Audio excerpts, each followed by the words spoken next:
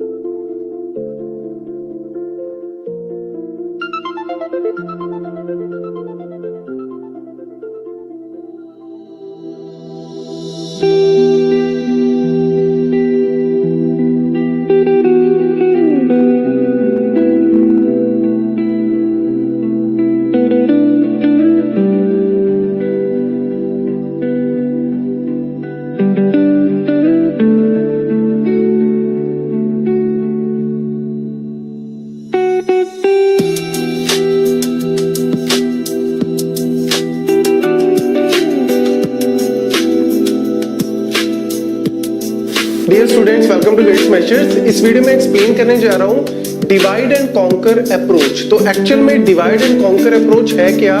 ये एल्गोरिदम को डिजाइन करने की अप्रोच है। जैसे हम ग्रीडी अप्रोच यूज करते हैं, डायनामिक प्रोग्रामिंग की अप्रोच यूज करते हैं, बैक ट्रैकिंग अप्रोच यूज करते हैं, ऐसे ही सबसे पहले जो है वो आपको, आप चाहे कॉलेज यूनिवर्सिटी एग्जाम की प्रिपरेशन कर रहे हो, कॉम्पिटिटिव एग्जाम की, तो स्टार्टिंग में हम लोग बात करते हैं सबसे पहले डिवाइड एंड कॉन्कर अप्रोच की।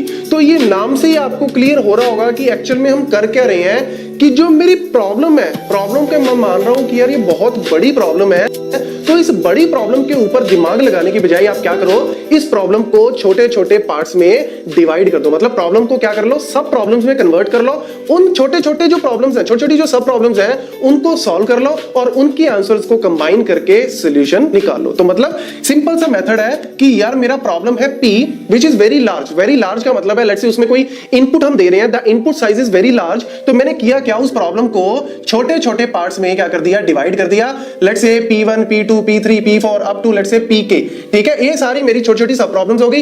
इन सब प्रॉब्लम्स को मैंने क्या कर लिया, सॉल्व कर लिया। ठीक है, इनको मैंने क्या कर लिया, सॉल्व कर लिया। लेट्स से इनके सॉल्यूशंस फाइंड आउट कर लिए, S1, S2, S3, S4, Sk। ठीक है, ये इनके क्या है, सब प्रॉब्लम्स के सॉल्यूशंस है। उनको फाइनली मैंने क्या कर दिया, कंबाइन करके, कंबाइन करने के बाद मैंने फाइनल जो बिग सॉल्यूशन जो है वो कन्वर्ट कर लिया। तो ये एक्चुअल में क्या है, डिवाइड एंड कॉन्कर। इसमें एक बड़ी मेजर आप कह सकते हो कि यार यार अगर ये सब प्रॉब्लम्स है, जरूरी नहीं है कि आप इनको सीरियली करो, मतलब पहले इसको फिर इसको।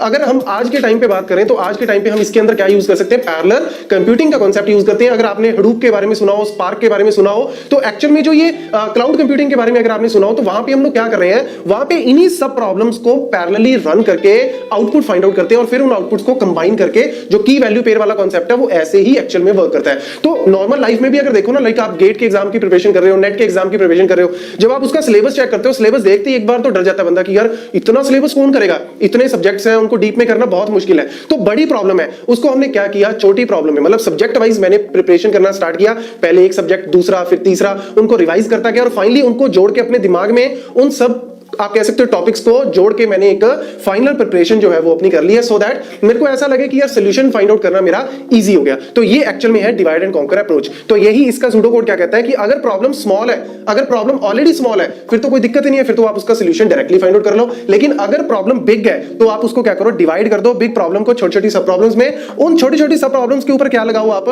Divide and conquer. मतलब अगर वो अभी भी बड़ी है प्रॉब्लम, मतलब अगर कोई P1 P2 P3 में आपने डिवाइड कर दिया, अभी भी अगर आपको लग रहा है बड़ी है, तो उनको और छोटा करते जाओ, बिल्कुल बेस पे ले जाओ और फिर उसके बाद हम क्या कर दो, उनके सॉल्यूशंस फाइंड आउट करके कंबाइन कर दो उनके रिजल्ट को to find the final answer. तो ये इस तरीके से काम करता है। तो इसकी जो हम इसके अंदर कौन कौन सी एप्लीकेशंस आ जाती हैं, सबसे पहले आती है binary search, find maximum and minimum, quick sort है, मर्ज सॉर्ट है, स्टॉसन, मैट्रिक्स मल्टीप्लिकेशन। तो ये एक एक करके हम इसको डिस्कस करेंगे ताकि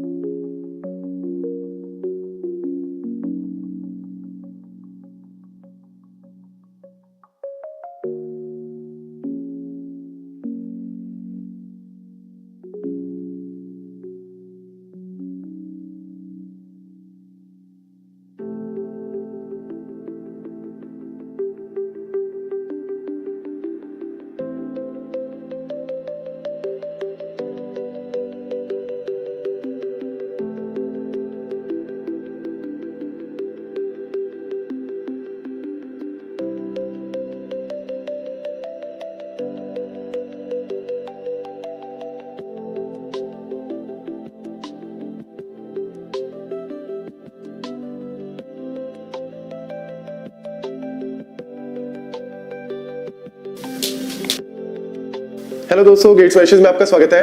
इस वीडियो में हम डिस्कस करने जा रहे हैं क्विक सॉर्ट, और इस वीडियो में हम क्विक सॉर्ट से रिलेटेड सारे इंपॉर्टेंट पॉइंट डिस्कस करने जा रहे हैं जो आपके कॉम्पिटिटिव एग्जाम्स या फिर आपके कॉलेज या यूनिवर्सिटी लेवल के एग्जाम्स के लिए और इवन आपकी प्लेसमेंट्स के लिए भी बहुत ज्यादा इंपॉर्टेंट है। तो गाइस फटाफट से वीडियो को लाइक कर दें, चैनल को सब्सक्राइब करें अगर अभी तक आपने नहीं किया, and please press the bell button ताकि आपको सारी लेटेस्ट नोटिफिकेशंस मिलती रहें। तो स्टार्ट करते हैं क्विक सॉर्ट से। सबसे पहला इंपॉर्टेंट पॉइंट है, it is a divide and conquer technology या डिवाइड एंड कॉन्कर मेथड। अब ये डिवाइड एंड कॉन्कर होता क्या है, लेट्स से अगर मेरे पास एक प्रॉब्लम है और प्रॉब्लम का साइज है n, तो हम करते क्या है डिवाइड एंड कॉन्कर में, बड़ी प्रॉब्लम को सब प्रॉब्लम्स में डिवाइड करते हैं। जैसे अगर ये बड़ी प्रॉब्लम है, इसको मैं लेट्स से n/2 दो पार्ट्स में कर रहा हूं, फिर आगे n/4 इसको भी n/4, मतलब हम बड़ी प्रॉब्लम को छोटे छोटे पार्ट्स में या सब प्रॉब्लम्स में डिवाइड करते हैं, फिर हम उन सब प्रॉब्लम्स को सॉल्व करते हैं और फाइनली हम उनका सॉल्यूशन जो है वो कॉन्कर मतलब कंबाइन करके एक फाइनल आंसर जो है वो देते हैं। तो जो क्विक सॉर्ट है ये भी पार्टीशन बेस्ड है, या आप कह सकते हो ये भी जो है डिवाइड करता है प्रॉब्लम को, लेकिन ये कैसे डिवाइड करता है, कैसे पार्टीशन करता है, ये सबसे ज्यादा इंपॉर्टेंट है। और आपको कोई भी सॉर्टिंग एल्गोरिथम आए ना, किसी भी सॉर्टिंग एल्गोरिथम की या सर्चिंग एल्गोरिथम की बात करें, तो हमारे पास सिर्फ ये नहीं है कि वो काम कैसे करता है या उसका आंसर कैसे आएगा। लेट्स से अगर ये मैं आपको एक एरे दे दूं, अनसॉर्टेड एरे है, आपको क्विक सॉर्ट लगाना है, आपसे ये थोड़ी ना पूछेंगे what will be the final output, final output क्या होगी, इसको आप सॉर्ट करके लिख दो, वो आपका फाइनल आंसर है। लेकिन ये थोड़ी ना पूछेंगे, तो कोई भी बता देगा। लेकिन आपको यहां पे क्या पूछ सकते हैं, सबसे पहले कॉन्सेप्ट कि क्विक सॉर्ट काम कैसे करता है, दूसरा टाइम कॉम्प्लेक्सिटी, बेस्ट केस में, एवरेज केस में, वर्स्ट केस में ये कैसे काम करता है इससे रिलेटेड, और तीसरा रेकरेंस रिलेशन, क्योंकि रेकरेंस रिलेशन आपको पता होगी कि कैसे लिखनी है, तभी आप टाइम कॉम्प्लेक्सिटी जो है वो फाइंड आउट कर सकते हो, क्योंकि सब्स्टिट्यूशन मेथड या मास्टर मेथड हम ऑलरेडी डिस्कस कर चुके हैं। तो यहां पे स्टार्ट करते हैं सबसे पहले कि काम कैसे करता है। हमने यहां पे एक नॉर्मल जो है वो एक अनसॉर्टेड एरे लिया है। तो देखो सबसे पहले काम कैसे करता है, ये पहले एलिमेंट को हम इसको क्या दे देते हैं, पाइवट एलिमेंट का नाम दे देते हैं। मतलब ये मेरा क्या है, पाइवट एलिमेंट है। अब ये पाइवट एलिमेंट को हमने यहां पे रिजर्व कर दिया और हमने यहां पे ले लिए दो पॉइंटर, एक है पॉइंटर P और एक है पॉइंटर Q। अब जो P पॉइंटर है, P पॉइंटर मूव करता है RHS, राइट हैंड साइड, और ये रुकता कब है, मतलब ये एक एक करके इंक्रीमेंट करता रहेगा, लेकिन ये कब रुकेगा, जब इसको एलिमेंट मिलेगा ग्रेटर देन पाइवट। ये सारे पॉइंट आप लिखते रहना, जो ये कब रुकेगा, ये मूव करेगा एक एक करके ऐसे राइट हैंड साइड, लेकिन ये कब रुकेगा, जब इसको एलिमेंट मिलेगा greater than the pivot element. तो इस तरीके से मूव करता रहेगा। ऐसे Q जो है वो डिक्रीमेंट करता जा रहा है, मतलब LHS की तरफ मूव करता जा रहा है, और ये कब रुकेगा, जब इसको एलिमेंट मिलेगा lesser than the pivot element. अब ये करते क्यों है,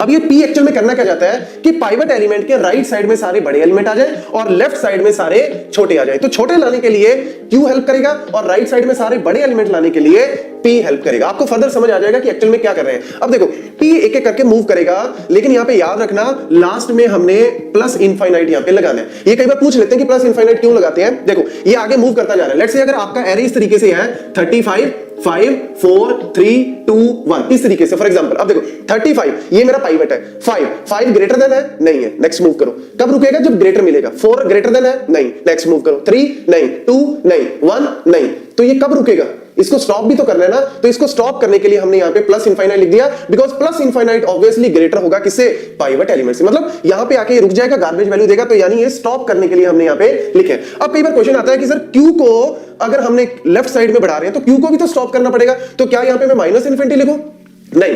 Q जो है वो जब नेक्स्ट यहां पे डिक्रीमेंट करेगा तो एक्चुअल में वो क्या चेक कर रहा है, वो चेक कर रहा है लेस देन इक्वल टू, मतलब पाइवट एलिमेंट से लेस देन इक्वल टू। ये चेक कर रहा है ग्रेटर देन इक्वल टू। अब देखो greater than equal to obviously pivot element तो इसके लेफ्ट में है और ये आगे आगे बढ़ता जा रहा है, तो पाइवट तो कभी आएगा ही नहीं। लेकिन Q जो है वो पाइवट की तरफ आ रहा है। अब Q अगर पाइवट की तरफ आ रहा है तो देखो less than equal to, less than equal to, less than equal to, less than equal to, less than equal to, less than equal to, less than equal to, तो पाइवट के तो बराबर होगा ही ना, तो यानी इससे नेक्स्ट ये मूव करेगा ही नहीं, तो कम से कम पाइवट पे तो ये ऑटोमेटिकली रुक जाएगा। तो ये एक्चुअल में कांसेप्ट है P और Q हम कैसे मूव करते हैं। अब let's start with the concept. Let's say P हम सबसे पहले स्टार्ट कर रहे हैं। P 50 greater than 35, yes, stop, आगे मूव ही नहीं करना। नेक्स्ट आ जाओ Q पे। Q 45 लेस देन 35, नो, तो Q को आगे मूव करो। 90 लेस देन 35, नो, तो आगे मूव करो। 20 लेस देन 35, यस, स्टॉप हो गया। Q यहां पे स्टॉप है, P ऑलरेडी यहां पे स्टॉप है। अभी आपको चेक करना है कि क्या P और Q ने आपस में इंटरचेंज कर लिया, मतलब P और Q आपस में क्रॉस तो नहीं हुए, नहीं, P और Q अभी तक क्रॉस नहीं हुए। तो आपको सिंपली करना क्या है, इन दोनों के एलिमेंट्स को स्वैप कर दो, इन दोनों की पोजीशन पे जो भी एलिमेंट है उनको स्वैप कर दो। मतलब आपकी जो आउटपुट है वो इस तरीके से आएगी। अब 20 यहां पे आ गया, 15 as it is, 25 as it is, 80 as it is, 20 की जगह क्या आ गया 50, 90, 45 प्लस इनफाइनाइट। इस तरीके से जो है वो आपका अब आएगा। तो अब देखो P जो है यहां पे था,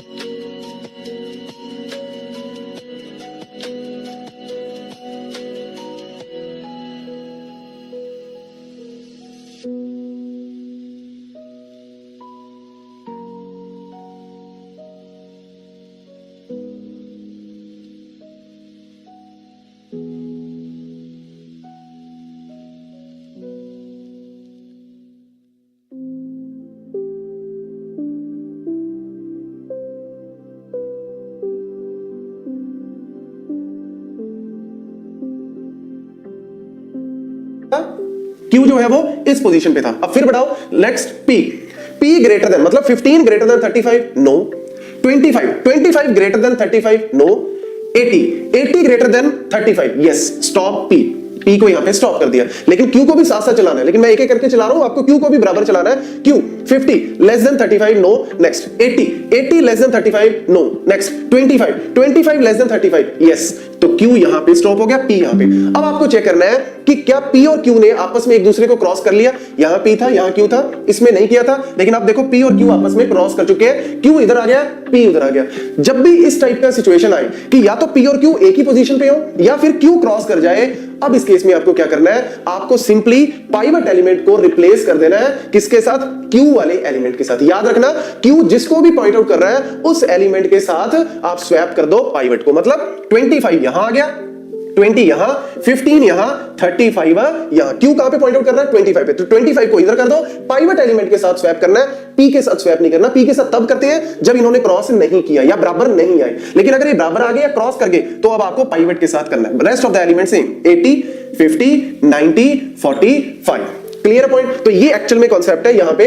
अब देखो 35 आपका, ये इसको बोलते हैं हम वन पास, मतलब ये फर्स्ट पास था, फर्स्ट स्टेप था। अब देखो फर्स्ट स्टेप कंप्लीट होते ही आपका जो पाइवट एलिमेंट है वो राइट पोजीशन पे पहुंच गया। देखो 35 राइट पोजीशन है, 35 से सारे छोटे इधर है, 35 से सारे बड़े इधर है। सॉर्ट नहीं हुआ अभी तो एक स्टेप हुआ है, लेकिन इस स्टेप के बाद 35 अपनी राइट पोजीशन पे पहुंच गया और इससे जो छोटे हैं वो इधर है, इससे जो बड़े हैं वो इधर है। यानी आपने इस प्रॉब्लम को दो पार्ट में डिवाइड कर दिया। 25, 20, 15 इधर आ गया, 80, 50, 90, 45 इस तरफ आ गया, और आपका जो 35 पाइवट है वो आपका राइट पोजीशन पे पड़ा है। अब आपकी जो प्रॉब्लम है वो दो पार्ट्स में डिवाइड होगी। अब इधर भी लगाओ क्विकसॉर्ट, इधर भी लगाओ क्विकसॉर्ट। अब इधर अगर मैं लगाता हूं क्विकसॉर्ट तो क्या होगा? 25 इज द पाइवट एलिमेंट, तो 25 जो है वो मेरा पाइवट एलिमेंट है। P आपका ये रहा, Q आपका ये रहा। सिंपल, जैसे हमने पहले किया वैसे। अब देखो P ग्रेटर देन 25, नो, आगे मूव करो। 15 ग्रेटर देन 25, नो, आगे मूव करो। आगे क्या है? प्लस इनफाइनाइट, तो प्लस इनफाइनाइट पे क्या रुक गया? P रुक गया, यहां से निकल गया P और यहां रुक गया। Q को भी चेक करना है, 15 लेस देन 25, यस, यहां पे रुके रहो, क्योंकि Q जो है Q वाला एलिमेंट लेस है तो ये स्टॉप रहेगा। अब आप चेक करो क्या P और Q आपस में क्रॉस कर चुके हैं? क्रॉस कर चुके हैं। जब ये दोनों आपस में क्रॉस कर चुके हैं, मैंने क्या बताया, पाइवट एलिमेंट को Q वाले के साथ एक्सचेंज कर दो। तो देखो 15 आगे आ गया, 20 एज इट इज, 25 ये रहा, और यहां पे जो पाइवट है वो आप एज इट इज 35 को कुछ नहीं करना, वो एज इट इज है। तो देखो ये वाला जो सब एरिया है वो सॉर्टेड हो गया। सेम अब हमने यहां पे करना है, 80 आपका पाइवट था, P सेम अब हमने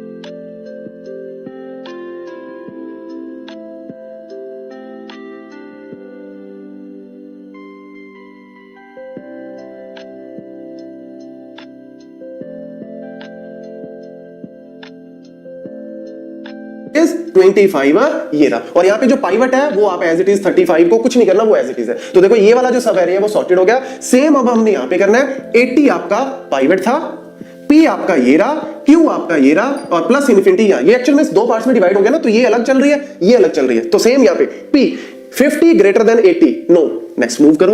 90 ग्रेटर देन 80, यस, तो P आपका आप किसको पॉइंट करेगा, 90 को। सेम ऐसे 45 लेस देन 80, यस, Q आपका यहीं पे रुका रहेगा। तो क्या P और Q आपस में क्रॉस हुए, नहीं हुए। तो इस केस में हमने इन दोनों को स्वैप करना है, पाइवट से कुछ लेना देना नहीं है। मतलब इन दोनों को जो स्वैप किया तो मैं यहां पे लिख देता हूं 80 50 45 90।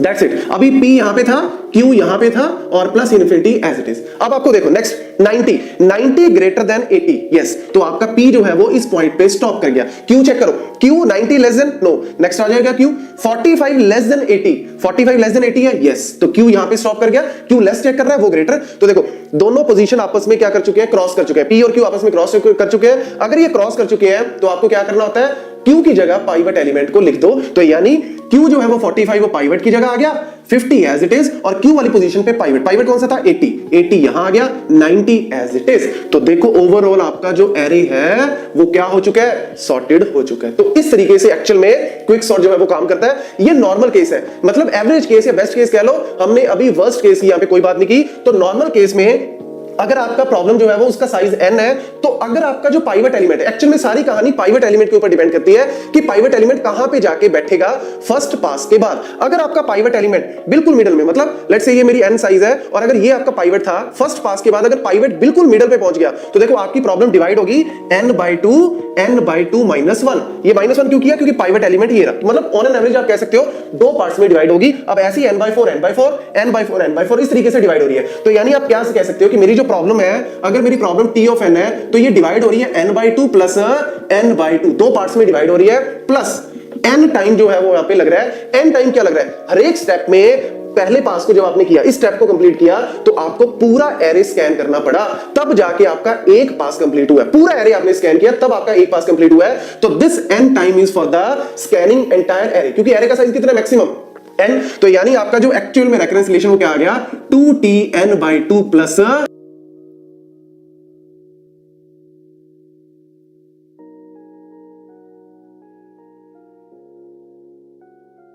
प्रॉब्लम डिवाइड होगी n/2 -1। ये -1 क्यों किया, क्योंकि पाइवट एलिमेंट ये रहा, मतलब ऑन एन एवरेज आप कह सकते हो दो पार्ट्स में डिवाइड होगी। अब ऐसी n/4 इस तरीके से डिवाइड हो रही है। तो यानी आप क्या कह सकते हो कि मेरी जो प्रॉब्लम है, अगर मेरी प्रॉब्लम T ऑफ n है तो ये डिवाइड हो रही है n/2 प्लस n/2, दो पार्ट्स में डिवाइड हो रही है, प्लस n टाइम जो है वो यहां पे लग रहा है। n टाइम क्या लग रहा है, हर एक स्टेप में पहले पास को जब आपने किया, इस स्टेप को कंप्लीट किया, तो आपको पूरा एरे स्कैन करना पड़ा, तब जाके आपका एक पास कंप्लीट हुआ है। पूरा एरे आपने स्कैन किया तब आपका एक पास कंप्लीट हुआ है। तो this n time is for the scanning entire array, क्योंकि एरे का साइज कितना है, मैक्सिमम n, तो यानी आपका जो एक्चुअल में रेकरेंस रिलेशन वो क्या आ गया 2tn/2 plus n। This is the final recurrence relation in the average case, normal case की बात कर रहे हैं। तो अगर आप इसको सॉल्व करो, हम ऑलरेडी कर चुके हैं मास्टर मेथड भी और इवन सब्स्टिट्यूशन मेथड भी, अगर आप सॉल्व करोगे तो आंसर क्या आएगा n log n। तो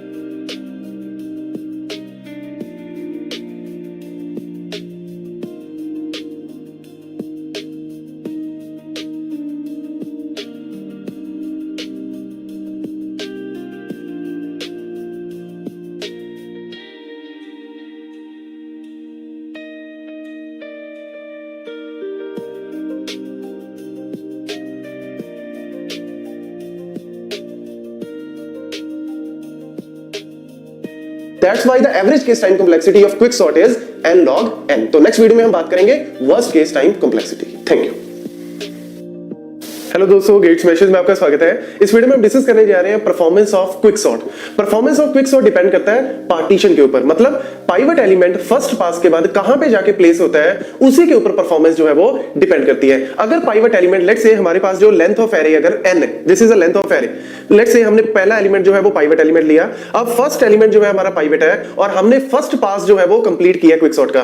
फर्स्ट पास के बाद अगर मेरा पाइवट एलिमेंट बिल्कुल मिडल में आता है तो मेरा जो पूरा का पूरा एरे है वो दो पार्ट्स में डिवाइड होगा, दो इक्वल पार्ट्स में डिवाइड होगा, जिसको आप कह सकते हो बैलेंस्ड पार्टीशनिंग। बैलेंस्ड पार्टीशनिंग मतलब कि आपका जो एरे है वो n/2 में डिवाइड हुआ, जो हम लास्ट वीडियो में ऑलरेडी डिस्कस कर चुके हैं, जिसमें हमने best case of quick sort जो है वो डिस्कस किया। तो बेस्ट केस एक्चुअल में क्या है कि अगर आपका फर्स्ट पास के बाद पाइवट एलिमेंट बिल्कुल मिडल में आता है तो n/2 में डिवाइड होता है और उसके बेसिस पे जब हम सॉल्व करते हैं तो n log n जो है वो टाइम कॉम्प्लेक्सिटी बनती है। इसके अलावा अगर हम बात करें लेट्स से कि पाइवट एलिमेंट n/4 पोजीशन पे भी आता है तब भी कोई प्रॉब्लम नहीं है, लेकिन प्रॉब्लम कब आती है? वर्स्ट केस में। और वर्स्ट केस ही क्विक सॉर्ट का सबसे ज्यादा इंपॉर्टेंट है, क्योंकि कॉम्पिटिटिव एग्जाम्स में बहुत ज्यादा पूछा जाता है कि worst case of time complexity क्या है क्विक सॉर्ट की, या फिर रेकरेंस रिलेशन वर्स्ट केस में क्या होता है। तो यहां पे इस वीडियो में मैं वही डिस्कस करने जा रहा हूं। यहां पे मेरे पास एरे लो मैंने ऑलरेडी सॉर्टेड लिया हुआ है, जो एरे है वो ऑलरेडी सॉर्टेड है 10 20 30 40 50 60 70। अब क्विक सॉर्ट काम कैसे करता है ये हम लास्ट वीडियो में ऑलरेडी डिस्कस कर चुके हैं। अगर आपने वो वीडियो नहीं चेक की तो एक बार जरूर चेक कर ले, क्योंकि आपको पता लग जाएगा कि वर्किंग ऑफ क्विक सॉर्ट है क्या।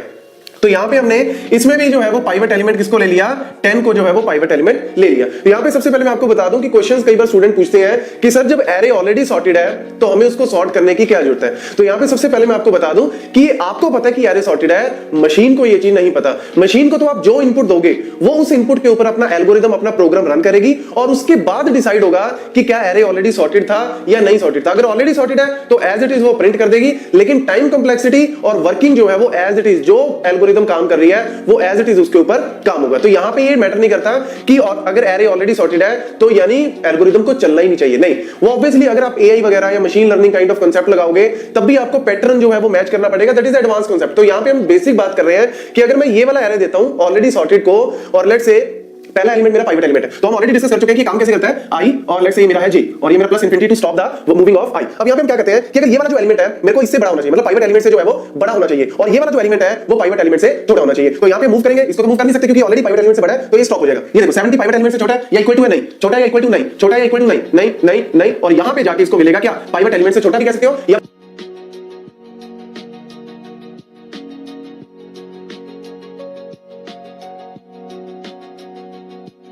बराबर। तो यहां पे जाके जो है वो जे स्टॉप होगा। अब जे जो है वो स्टॉप होगा यहां पे। अब आई और जे ऑलरेडी जो है वो पोजीशन जो है वो चेंज कर चुके हैं, मतलब एक दूसरे को क्रॉस कर चुके हैं। तो इसका मतलब क्या है कि जो पाइवट एलिमेंट है वो जे पोजीशन पे रख दो। ये हम ऑलरेडी लास्ट वीडियो में डिस्कस कर चुके हैं। तो देखो जे जो है वो कौन सी पोजीशन है? फर्स्ट। और पाइवट कौन सा है? यही पाइवट है, मतलब आपको कुछ नहीं करना, पाइवट एलिमेंट ऑलरेडी अपनी राइट पोजीशन पे है। तो यानी एक्चुअल में हुआ क्या यहां पे, अगर मेरी प्रॉब्लम का साइज था n, जैसा कि मैं यहां पे लिया n मेरा प्रॉब्लम का साइज है, ये मेरा पहला एलिमेंट था पाइवट एलिमेंट। अब पहले एलिमेंट को पाइवट एलिमेंट को हमने चलाया, नॉर्मल फर्स्ट पास किया। फर्स्ट पास कंप्लीट होने के बाद जैसे ये फर्स्ट पास कंप्लीट हुआ, पहला स्टेप कंप्लीट हुआ, पाइवट एलिमेंट की पोजीशन एज इट इज वही रही, मतलब एक तरफ लेफ्ट साइड में छोटे एलिमेंट आएंगे, राइट साइड में बड़े एलिमेंट आएंगे, लेकिन लेफ्ट साइड में तो कोई एलिमेंट ही नहीं आया क्योंकि पाइवट एलिमेंट के लेफ्ट में कोई छोटा है ही नहीं, यही सबसे छोटा था। यानी आपका जो एरे था n साइज था उसके लेफ्ट में कितने एलिमेंट आए? 0 एलिमेंट, और फिर पाइवट एलिमेंट, और राइट में कितने आए? n-1 element. अब नेक्स्ट टाइम क्या होगा? ऑब्वियसली नेक्स्ट टाइम 10 जो है वो राइट पोजीशन पे आ गया। अब आप 20 को जो है वो पाइवट एलिमेंट लेके चलोगे। जब 20 को पाइवट एलिमेंट लेके चलोगे तो ऑब्वियसली 30 पे आपका i है और ये आपका j लेट से यहीं पे है। अब देखो 30 ग्रेटर देन 20, यस, तो यहां पे स्टॉप कर जाओ। 70 less than equal to 20, no. 60 no, 50 no, 40 no, 30 no, Ajay move करता जा रहा है, कहां पे स्टॉप करेगा? 20 पे। तो यानी 20 पे स्टॉप करने का मतलब है कि 20 से लेफ्ट में कितने एलिमेंट मिले? कोई भी एलिमेंट नहीं, और राइट में कितने बचे? n/2 element. मतलब जब आप n-1 प्रॉब्लम को सॉल्व करोगे तो उसके बाद लेफ्ट में कितने बचे? 0, क्योंकि यही एक्चुअल में सबसे छोटा एलिमेंट था।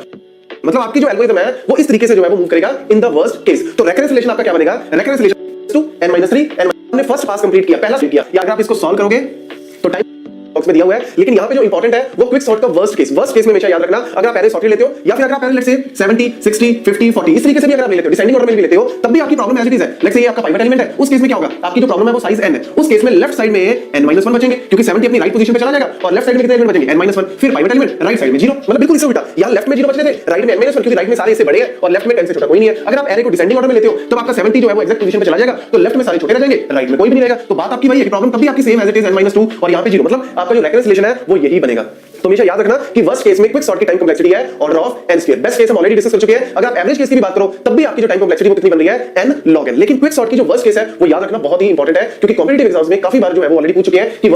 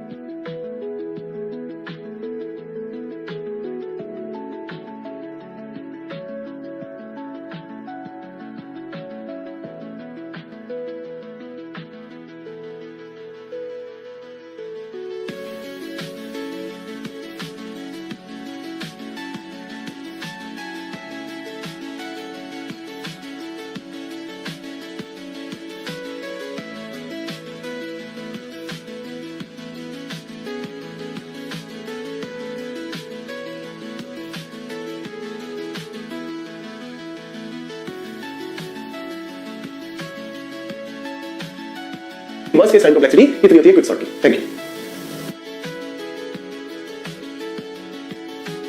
Dear students, welcome to quick measures. आज की वीडियो में एक्सप्लेन करने जा रहा हूं working of merge sort. Merge sort कैसे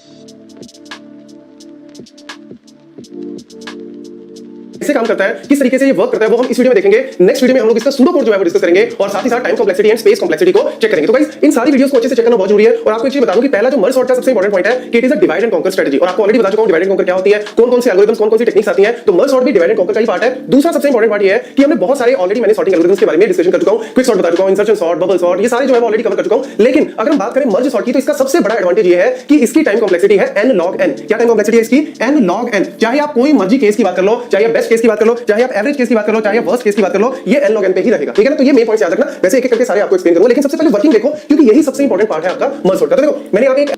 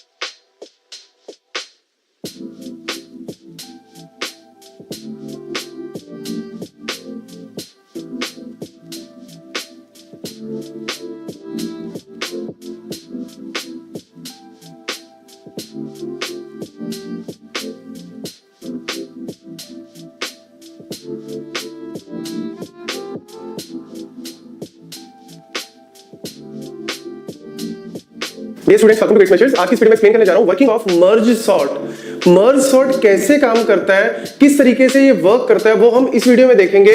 नेक्स्ट वीडियो में हम लोग इसका सूडो कोड जो है वो डिस्कस करेंगे और साथ ही साथ time complexity and space complexity को चेक करेंगे। तो गाइस, इन सारी वीडियोस को अच्छे से चेक करना बहुत जरूरी है। और आपको एक चीज बता दूं कि पहला जो मर्ज सॉर्ट का सबसे इंपॉर्टेंट पॉइंट है कि it is a divide and conquer strategy. और आपको ऑलरेडी बता चुका हूं डिवाइड एंड कॉन्कर क्या होती है, कौन कौन से एल्गोरिथम्स, कौन कौन सी टेक्निक्स आती हैं। तो मर्ज सॉर्ट भी डिवाइड एंड कॉन्कर का ही पार्ट है। दूसरा सबसे इंपॉर्टेंट पार्ट ये है कि हमने बहुत सारे ऑलरेडी मैंने सॉर्टिंग एल्गोरिथम्स के बारे में डिस्कशन कर चुका हूं।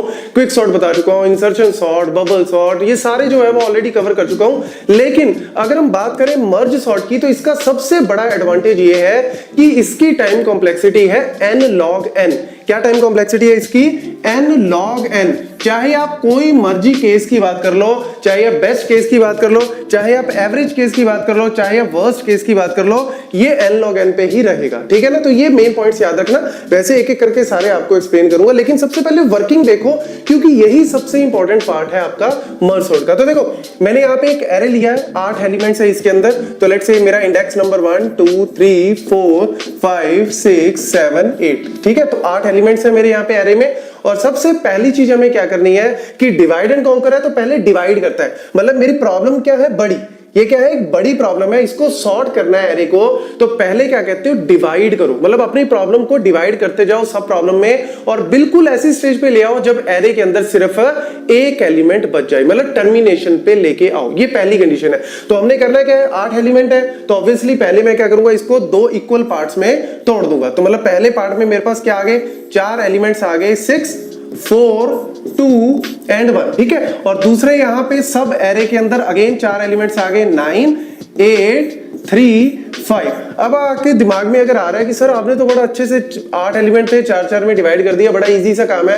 अगर लेट्स से 9 एलिमेंट होते टोटल, तो कोई बात नहीं यार। 9 एलिमेंट होते तो पहले वाले में 5 आ जाते, दूसरे में 4 आ जाते, कोई दिक्कत ही नहीं है। बट आपको पहले इसकी वर्किंग देखनी है, वो सारी चीजें जो है वो हम फर्दर देखेंगे। तो यहाँ पे इसकी वर्किंग देखो, तो पहले बड़े एरे को 2 छोटे सब एरेज में डिवाइड कर दिया। 8 एलिमेंट थे तो 4 इसमें आ गए, 4 इसमें आ गए। तो बड़ी प्रॉब्लम 2 सब प्रॉब्लम में डिवाइड होगी। अब ये वाली जो सब प्रॉब्लम है, इसको फर्दर डिवाइड करेंगे जाएंगे, इसको अलग से डिवाइड करते जाएंगे। तो एक तरह से रिकर्जन चलती है यहाँ पे, रिकर्जन। पहली रिकर्जन में 8 के 4 के 2 टुकड़े हो गए। अब नेक्स्ट रिकर्जन में ये जो 4 की प्रॉब्लम थी ये 2 टुकड़ों में टूट जाएगी, 6 और 4। और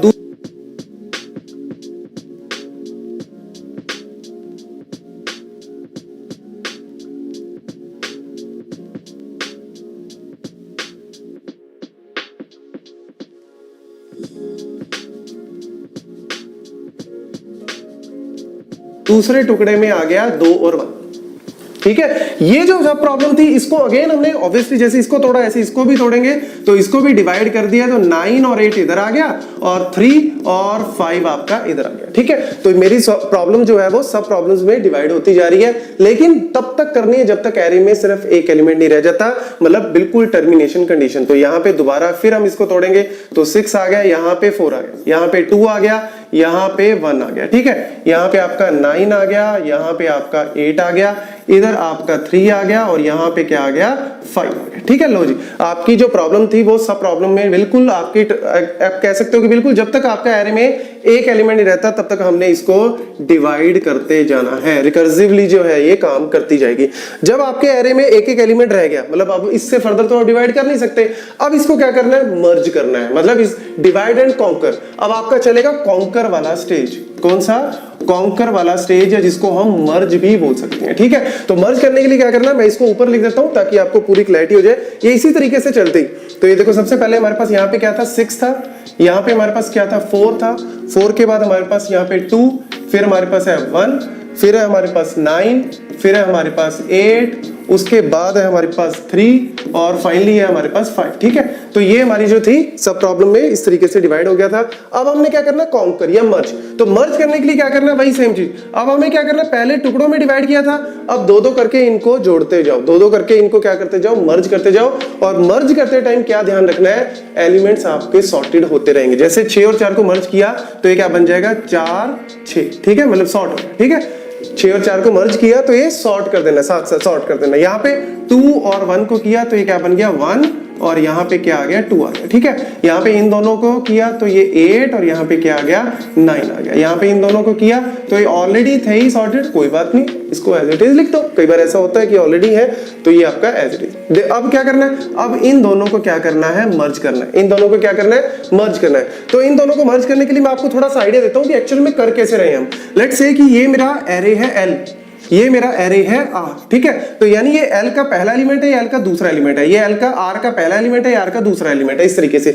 तो यहाँ पे हमने क्या किया, एक पॉइंटर ले लिया I, यहाँ पे हमने R में एक पॉइंटर ले लिया J, मतलब L.I मतलब पहला एलिमेंट है, R.J मतलब ये वाला पहला एलिमेंट है। अब इन दोनों को कंपेयर करना है, L.I को कंपेयर करना है R.J से। तो I और J में से कौन सा एलिमेंट छोटा है, जो भी छोटा है उसको पहले लिख लो। इन दोनों में से कौन सा एलिमेंट छोटा है, R.J वाला एलिमेंट 1 छोटा है, तो 1 को हमने यहाँ पे लिख दिया, 1 को लिख दिया यहाँ पे। ये 4 तो बड़ा था, 4 और 1 में से बड़ा कौन सा है, 4, छोटा कौन सा है 1, तो 1 यहाँ पे लिख दिया।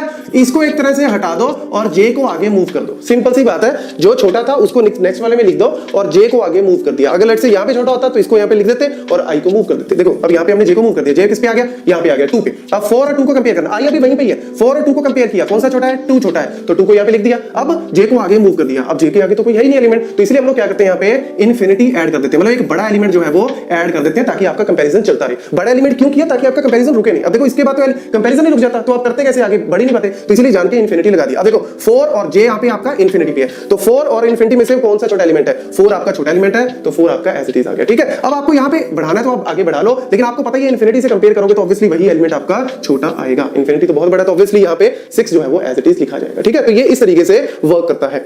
नेक्स्ट हमने वही सेम चीज यहाँ पे लगानी है। यहाँ पे लगाने के लिए मतलब I मेरा यहाँ पे है, J मेरा यहाँ पे है। अब देखो फिर हम वही करेंगे, यहाँ पे 4 एलिमेंट्स आएंगे, I और J में से छोटा कौन सा, I और J में से ये 3 आपका एक तरह से छोटा है, तो ये कर दिया, इसको आगे मूव करवा दिया। यहाँ पे 5 यहाँ पे आ गया और फिर वही 8 और 9 आपका इस तरीके से बढ़ता जाएगा। देन फाइनल इन दोनों को हमने क्या करना है, मर्ज करना है। तो इन दोनों को मर्ज करने के लिए फिर वही हम 3 4 5 6 7 5 6 7 और ये आ गया आपका 8। ठीक है, अब देखो ये मेरा एक तरह से I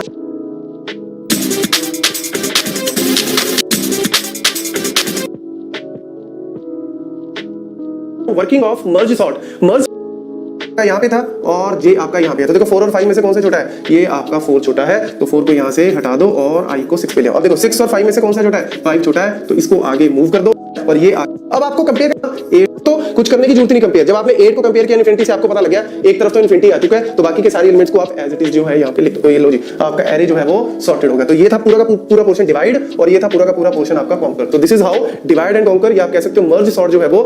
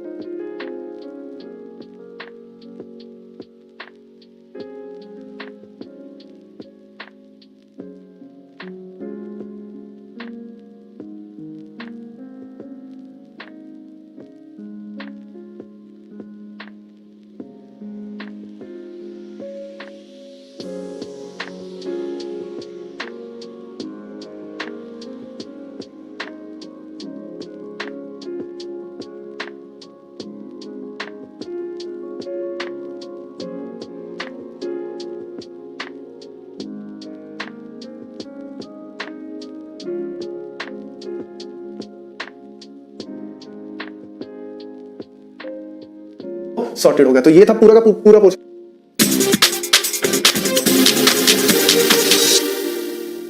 dear students, welcome to quick measures. आज की इस वीडियो में एक्सप्लेन करने जा रहा हूं pseudo code of merge sort. Merge sort जो है वो किस तरीके से वर्क करता है, उसको मैं ऑलरेडी लास्ट वीडियो में एक्सप्लेन कर चुका हूं। बहुत ही अच्छे एग्जांपल से आपको बताइए पूरी कहानी कि मर्ज सॉर्ट काम कैसे करता है। तो एक बार वो वीडियो जरूर चेक करके आना, ताकि आपको उसकी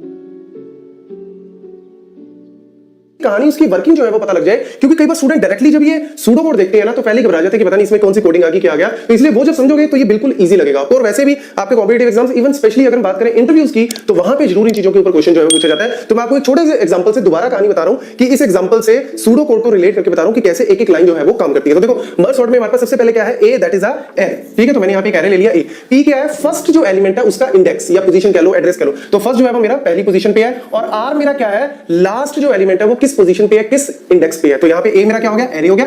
पी क्या है, मेरा पहला एलिमेंट जो है वो किस पोजीशन पे है, 1 पे, और आर मेरा लास्ट एलिमेंट किस पोजीशन पे है, इंडेक्स पे, तो वो इंडेक्स नंबर यहां पे लिख दिया। Then if P less than R, तो देखो यहां पे पी की वैल्यू क्या है 1, आर की वैल्यू क्या है 4, 1 लेस देन 4, ट्रू, ट्रू हो गया तो हम अंदर चले गए। लेट्स से अगर ये फॉल्स होता, मतलब लेट्स से अगर मैं पी और आर दोनों की वैल्यू 1 1 ले लूं तो ये फॉल्स हो जाएगा। और इसका मतलब क्या है कि एरे के अंदर एक ही एलिमेंट है, क्योंकि पी की वैल्यू और आर की वैल्यू अगर 1 1 होगी तो यानी एरे के अंदर एक ही एलिमेंट है। तो भैया एक ही अगर एलिमेंट है तो उसको सॉर्ट ही क्या करना, वो तो अपने आप में सॉर्टेड ही है। तो इसीलिए हमें तभी वर्क करना जब मेरी वैल्यू पी की लेस देन हो आर से। चलो नेक्स्ट आगे, यहां पे आती है मेन डिवाइड की कहानी, जो हम करते हैं ना डिवाइड, तो वो यहां पे p plus R divide by 2, what is the value of p here 1, R की वैल्यू क्या है 4 डिवाइड बाय 2, और ये क्या है आपकी फ्लोर वैल्यू। कौन सी वैल्यू है, फ्लोर वैल्यू, सीलिंग वैल्यू नहीं, फ्लोर वैल्यू है। तो 5 डिवाइड बाय 2 मतलब 2.5 हो गया, तो इसकी फ्लोर वैल्यू मतलब लोअर वैल्यू क्या होगी 2। सीलिंग वैल्यू लेते तो 3 आ जाता, बट हमें फ्लोर वैल्यू लेनी है तो 2। तो यहां पे एक तरह से हमने q की वैल्यू क्या आ गई यहां पे 2। तो यानी आप ये कह सकते हो कि इस एरे को हमने दो पार्ट्स में डिवाइड कर दिया। दो पार्ट्स में डिवाइड करके पहला जो एक तरह से मर्ज सॉर्ट उसमें क्या बन गया, दोबारा फिर हमने फंक्शन कॉल किया जिसमें a p q, कहने का मतलब क्या है, एक एरे a और उसमें हमारे पास एलिमेंट्स क्या आ गए, p की वैल्यू क्या है 1, मतलब ये वाला एलिमेंट आपका आ गया,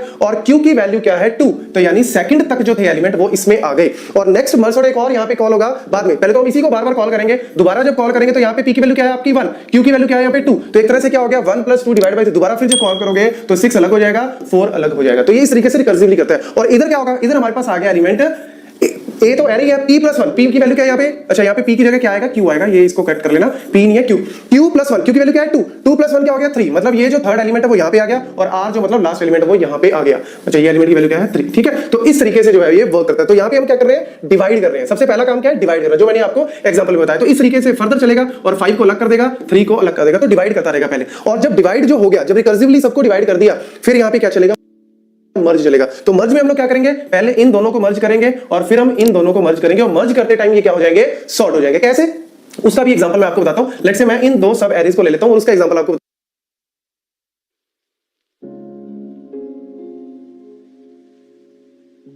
बताता हूं। लेट्स से हमारे पास क्या है 4 और 6 एक है, और दूसरा सब एरे मेरा सॉर्टेड है जिसमें 3 है और 5 है, ठीक है। अब ये काम कैसे करता है मर्ज, अभी आपको बताता हूं। यहाँ पे ये लो जी, मर्ज का हमारा सूडो कोड ये रहा। अब मर्ज के केस में हमारे पास भाई यहाँ पे मैंने ले लिया एक एरे मेरा क्या है 4, दूसरा सब एरे मेरा सॉर्टेड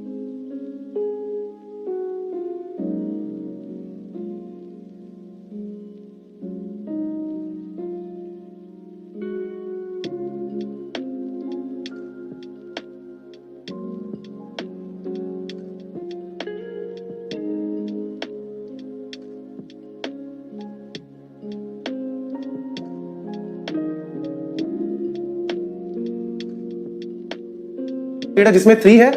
मैं इन दो सब एरेज को ले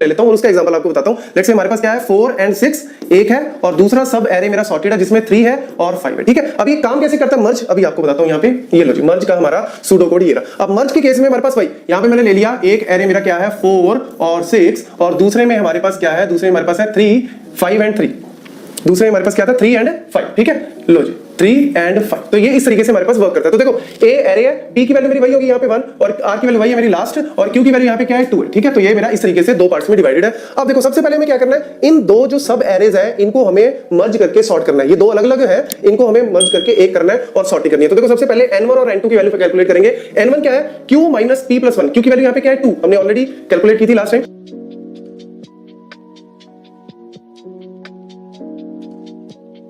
सबसे पहले हमें क्या करना है, इन दो जो सब एरेज है इनको हमें मर्ज करके सॉर्ट करना है। ये दो अलग अलग है, इनको हमें मर्ज करके एक करना है और सॉर्टिंग करनी है। तो देखो सबसे पहले n1 और n2 की वैल्यू कैलकुलेट करेंगे। n1 क्या है q minus p plus 1, q की वैल्यू यहाँ पे क्या है 2, हमने ऑलरेडी कैलकुलेट की थी लास्ट टाइम। तो q की वैल्यू क्या है यहाँ पे 2 माइनस 1 प्लस 1, ये क्या आ गया आपका वैल्यू 2। n2 की value r minus q, r की वैल्यू क्या है 4, q की वैल्यू क्या है 2, तो ये क्या आ गई 2। n1 और n2 की वैल्यू क्या आ गई 2 आ गई। एक तरह से साइज कैलकुलेट कर रहे हैं कि इसका साइज कितना है और इसका साइज कितना है, तो दोनों का साइज क्या आ गया 2 आ गया। ठीक है, then create two arrays L and R, और यहाँ पे हम सबसे पहले L और R दो एरेज बना लेते हैं और उनका साइज देखो बड़ा ध्यान से, साइज क्या लिया हुआ है n1 प्लस 1 n2 प्लस 1, मतलब n1 और n2 जो कैलकुलेट किए थे साइज प्लस 1, तो यहाँ पे 2 साइज था, तो यहाँ पे मेरा L जो है उसका साइज भी 3 हो गया और R का साइज भी कितना हो गया 3 हो गया।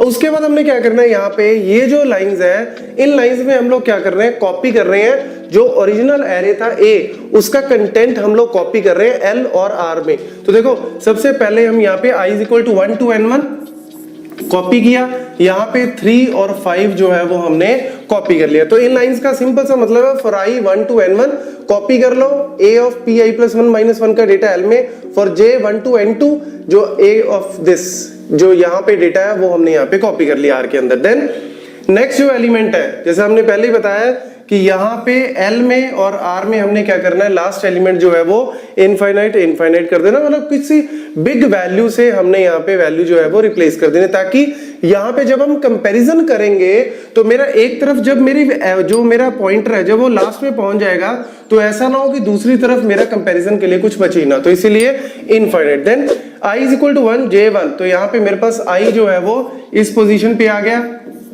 j इस पोजीशन पे आ गया, और फाइनली करना क्या है, L और R की वैल्यूज को कंपेयर करके जो मेरा ओरिजिनल एरे था A उसके अंदर एलिमेंट्स को डालना है। और करने के लिए हमने करना क्या है, L of I is less than equal to R of J।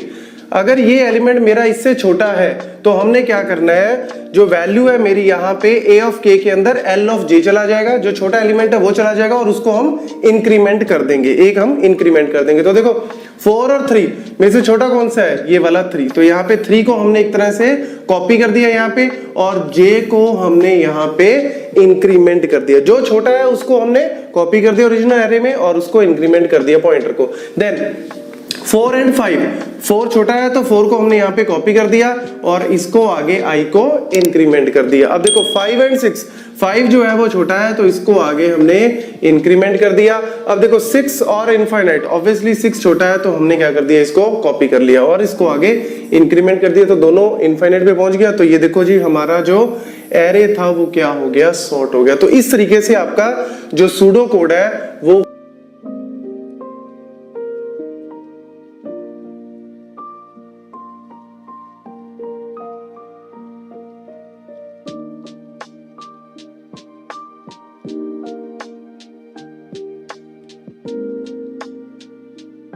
एक ही अगर एलिमेंट है तो उसको है इनको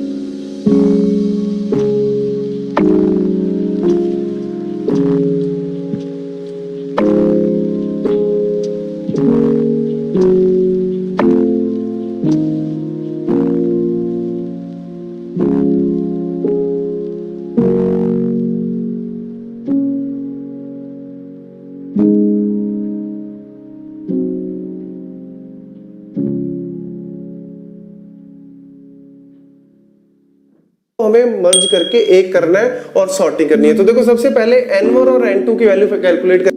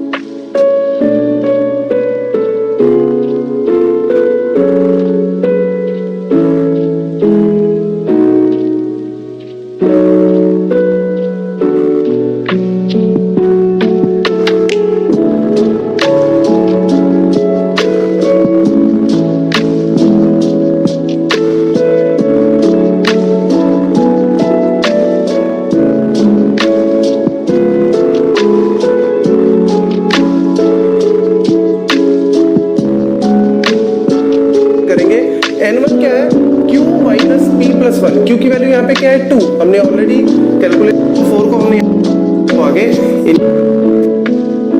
hello friends, welcome to Gate Smashers. आज का क्वेश्चन है बेस्ड ऑन मर्ज सॉर्टिंग। तो स्टार्ट करते हैं क्वेश्चन से। The average number of comparisons performed by merge sort algorithm in merging two sorted list of length 2 is.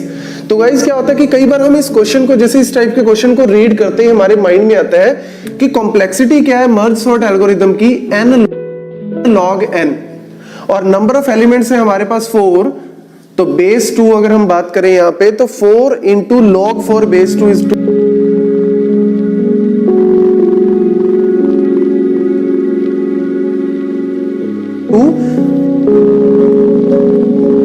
Based on merge sorting. तो start करते हैं क्वेश्चन से। The average number of comparisons performed by merge sort algorithm in merging two sorted list of length 2 is. तो guys क्या होता है कि कई बार हम इस क्वेश्चन को, जैसे इस टाइप के क्वेश्चन को रीड करते हैं, हमारे माइंड में आता है कि कॉम्प्लेक्सिटी क्या है मर्ज सॉर्ट एल्गोरिथम की, n log n, और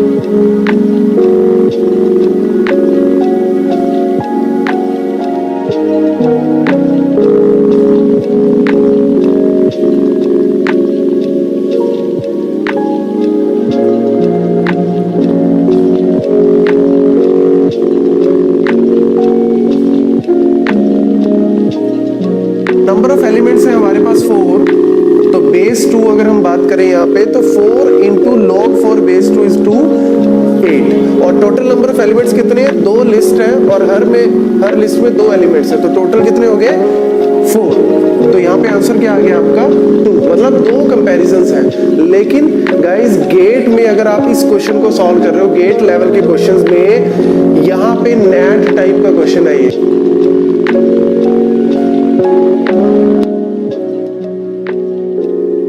तो before you answer this question एक बार रुक जाना। क्यों? क्योंकि होता क्या है गेट में, अगर आपका आंसर इतनी जल्दी आ रहा है ना, तो उसके बाद फिर भी एक बार उसको रीचेक कर लेना, क्योंकि हमारे पास गेट में इनफ टाइम है, 3 मिनट होते हैं अप्रोक्सीमेट एक क्वेश्चन को सॉल्व करने के लिए। तो एक बार खुद पे ही चेक करना कि इतनी जल्दी कैसे आ गया। तो थोड़ा सा एक बार रीवैल्यूएट करना कि हाँ मैंने जो परफॉर्म किया वो सही है या नहीं है। तो यहां पे देखो, अगर आप इस तरीके से इसको करोगे और 2 लगाओगे यहां पे, तो आंसर आपका गलत आएगा। रीजन, यहां पे आपने जो इनर, यहां पे ये जो छोटा सा इसमें पॉइंट है, उस पॉइंट को अगर आपने नहीं पकड़ा तो आपका आंसर गलत है।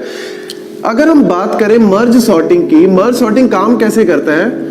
मर्ज सॉर्टिंग में हम क्या करते हैं, 2 लिस्ट से एलिमेंट्स को कंपेयर करके फाइनल एक लिस्ट में लेके आते हैं और सॉर्टेड लिस्ट में वो एलिमेंट्स होते हैं। तो अगर हम बात करें यहाँ पे कितने एलिमेंट्स होंगे, 4 एलिमेंट्स, क्योंकि ऑलरेडी हमें दिए हैं। तो फाइनल में वो किस तरीके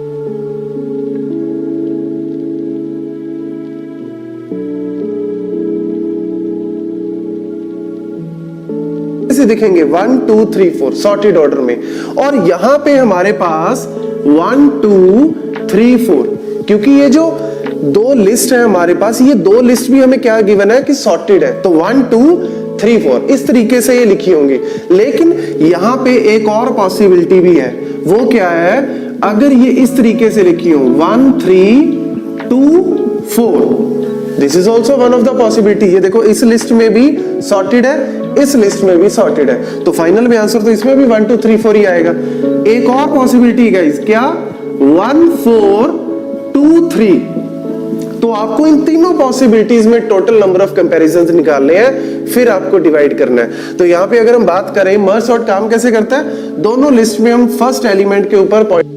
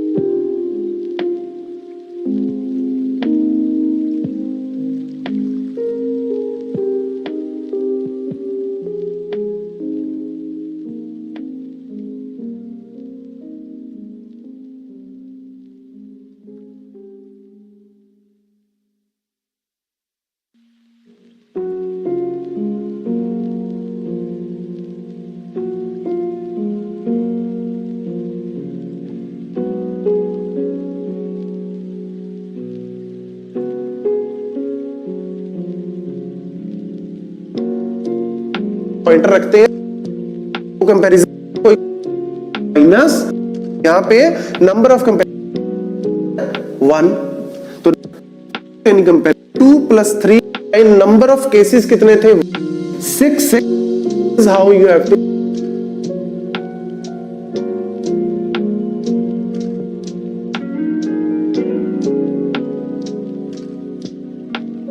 कर सकते हो क्योंकि रेस्ट में हमेशा याद रखना +3 which is what 8 divide by number of cases कितने थे 1 2 3 8 डिवाइड बाय 3 तो 2.66 जिसको आप राउंड ऑफ करके 2.67 में लिख सकते हो। This is how you have to solve. मतलब गेट में हमेशा याद रखना गाइस कि कहीं ना कहीं एक ऐसा पॉइंट दिया होता है जिसको आपको बस उस पॉइंट को पकड़ना है और आप उस क्वेश्चन को बहुत ही इजीली सॉल्व कर सकते हो क्योंकि रेस्ट ऑफ द थिंग क्या है मर्ज सॉर्ट एल्गोरिथम आपको पता होना चाहिए, सॉर्टेड क्या होता है, कंपैरिजन क्या होते हैं आपको पता होने चाहिए। लेकिन एक जो छोटा सा क्लू क्या था वो यही था एक केस में नहीं लेके नहीं चलना, हमने 3 केस बनाने हैं जो 3 पॉसिबल केसेस है उनके फाइनल कंपैरिजन निकालो और divide by number of cases करो। This is the actual average, ना कि ये एवरेज है। तो this is all about how to solve the questions related to merge sort. Thank you dear students, welcome to gets Smashers. आज की इस video में सॉल्व करने जा रहा हूं रेकरेंस रिलेशन और इसको मैं सॉल्व करूंगा by using the back substitution method.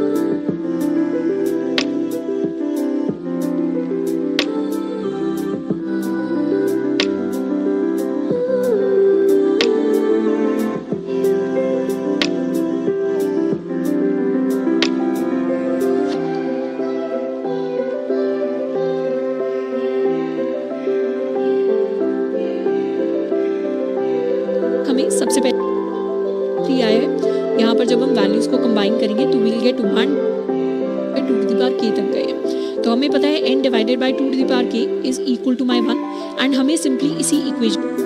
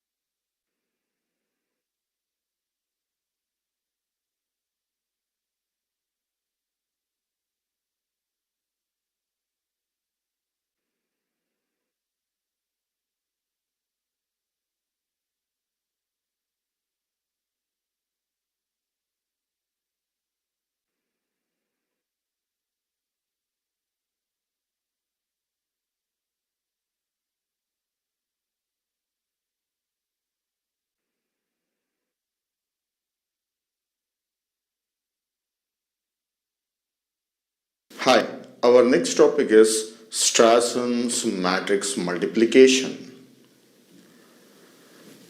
This topic belongs to divide and conquer. So Strasson's matrix multiplication follows divide and conquer strategy. First we will see how matrix multiplication is done normally. Second thing we'll see how divide and conquer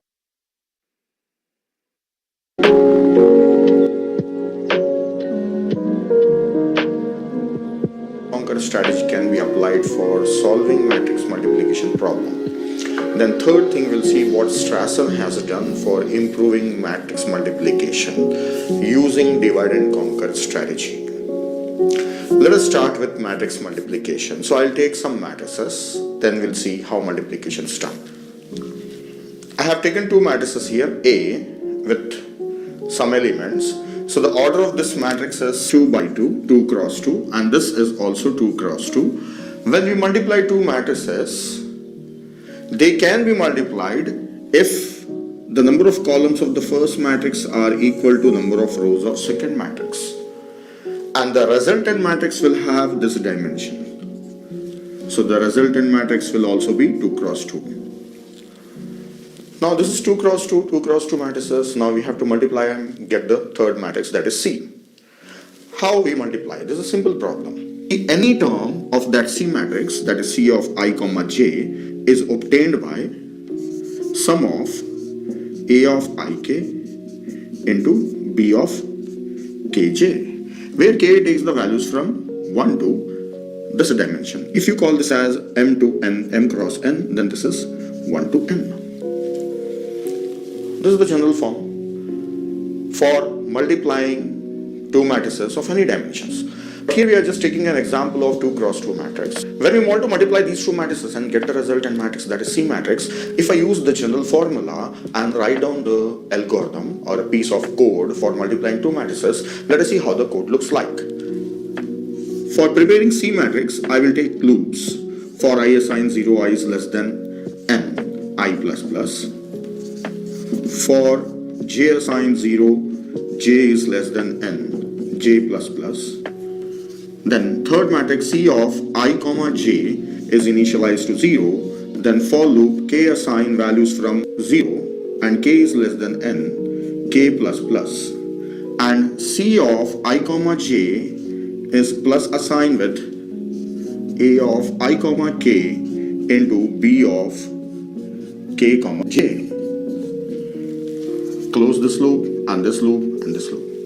If I write a simple algorithm for multiplying two matrices, then it will be written like this using 3 for loops. For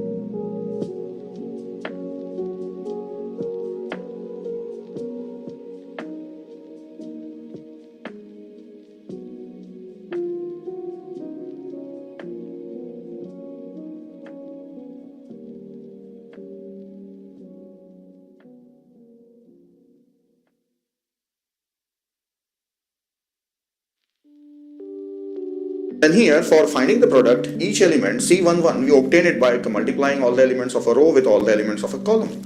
So for that, we require one more loop. So that's how it is taking 3 for loops. What will be the time complexity if 3 for loops are there? Now this statement is inside 3 for loops who are running for n times, then this will be n cube. So the time taken for multiplying two matrices is order of n cube. This is the simple method. Now let's try to adopt divide and conquer strategy for solving this one. So let us first observe what we can do such that we can apply divide and conquer strategy. Now let us see how divide and conquer strategy can be applied for multiplying two matrices. In divide and conquer strategy, we say that if the problem is large, we break the problem into sub-problems and solve those sub-problems. Combine the solutions of sub-problems to get the solution for main problem. Now when you say the problem is large, then you should also define what is a small problem. If it is a small problem, we will directly solve it. Anyway, if the problem is large, we will break and break and break. At one point, we have to say that this is small and we have to solve it. So that's why, first of all, we define a small problem. So in divide and conquer strategy, which size matrix we should say is small? So we will say a 2 by 2, that is 2 cross 2 matrix is small. Multiplying 2 cross 2 matrices is small. If they are 2 cross 2, then we will directly solve them. If there are bigger than that, larger than that, if the dimensions are 4 by 4 or 8 by 8, any dimension, then we apply divide and conquer strategy. That is, we break the problem into sub-problems. Let's see how to solve a small problem. Already we have here on board two matrices of order 2 by 2, 2 cross 2, and we have to get the resultant matrix after multiplying them. How we can get the terms of C matrix, all these terms? Let us prepare them. If I have to get C11, it can be obtained by multiplying A11 with B11 and A12 with B21, A12 with B21. This is the first term, this one. Then how to get this term? C12, first row, second column. A11 multiplied with B12 plus A12 multiplied with B22. We got this term. Now let us see how to get this term. That term is obtained by second row, first column. C21 is A21 into B11 plus A22 into B21. Now how to get this term? C22 is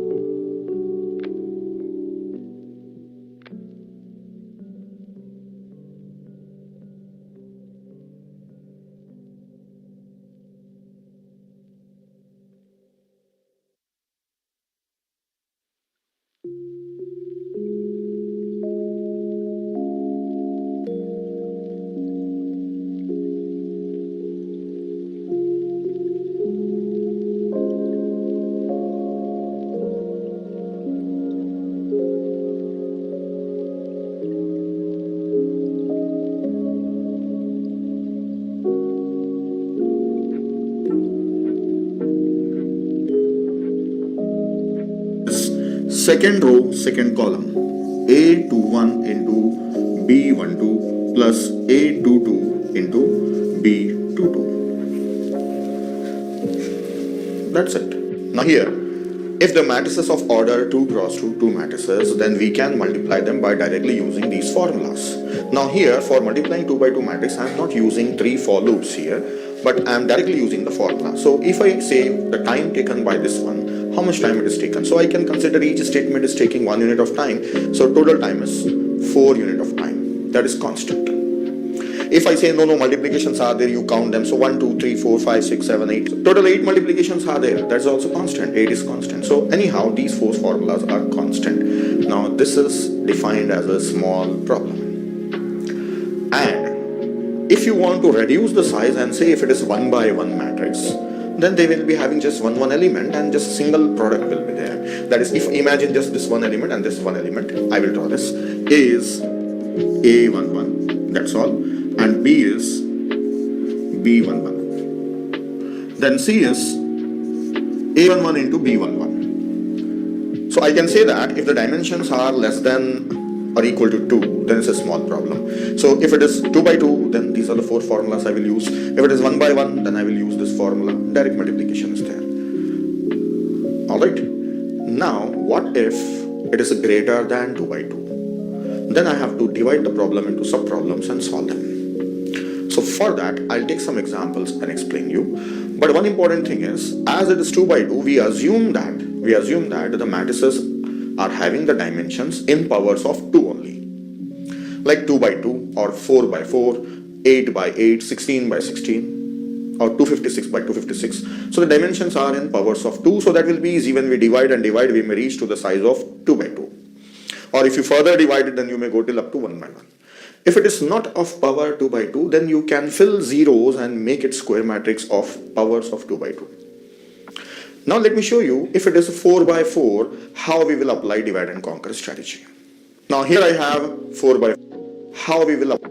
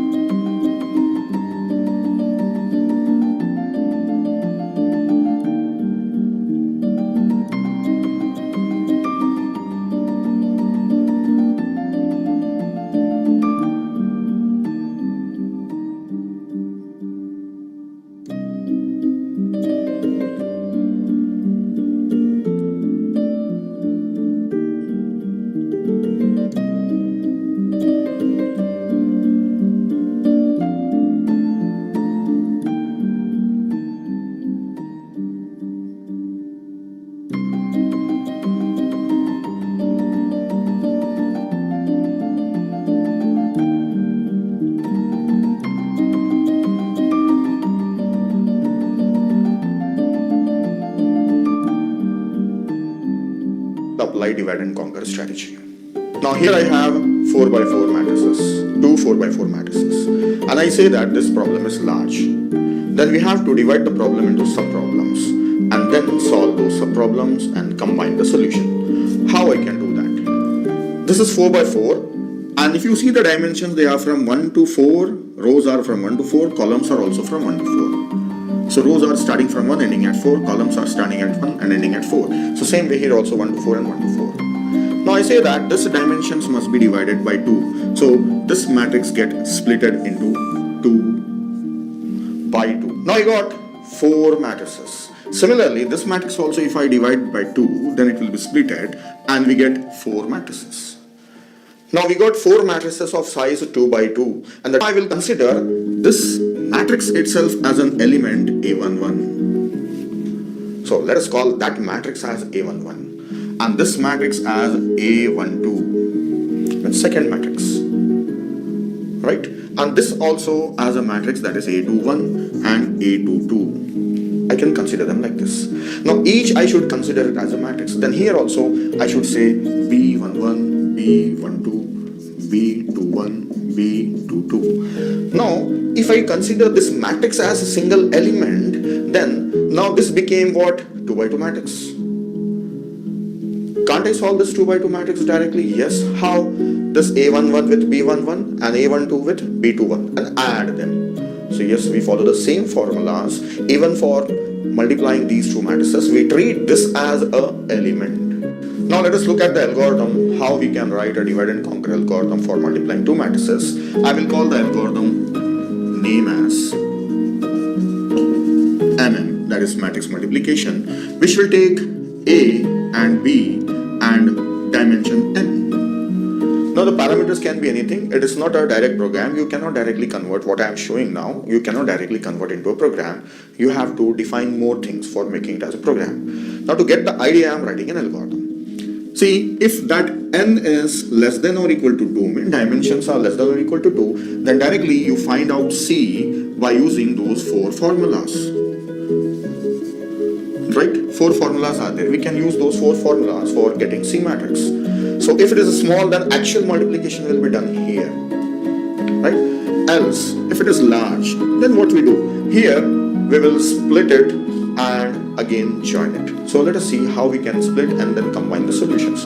So here we find out mid, that is n by 2 we will do. This is not a detailed code I am saying.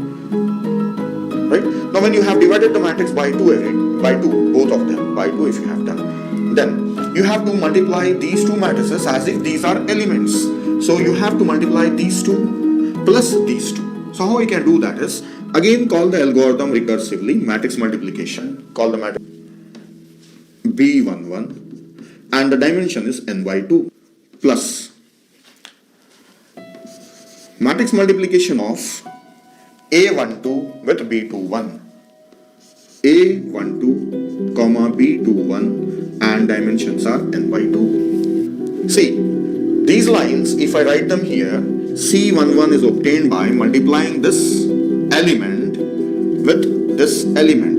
Actually, these are not elements, these are matrices. Plus A12 with B21. So this is matrix multiplication, and again we are using a formula for getting the first element. So we are treating these as elements, but actually those are matrices, and we are applying the same formula. So for multiplying these two, I am using a function matrix multiplication. This will be getting the first term. Then again, next term. So what that next term will be? C12, that is multiply this one with this one, first row with second column, right? So A11 with B, it will be MM A11 comma, and the dimensions are n by 2 half. That's it. See, here I have written the recursive code. So again it is calling itself for the reduced size of matrices. So I am naming them as A11 and B11. Then remaining 4. So like this.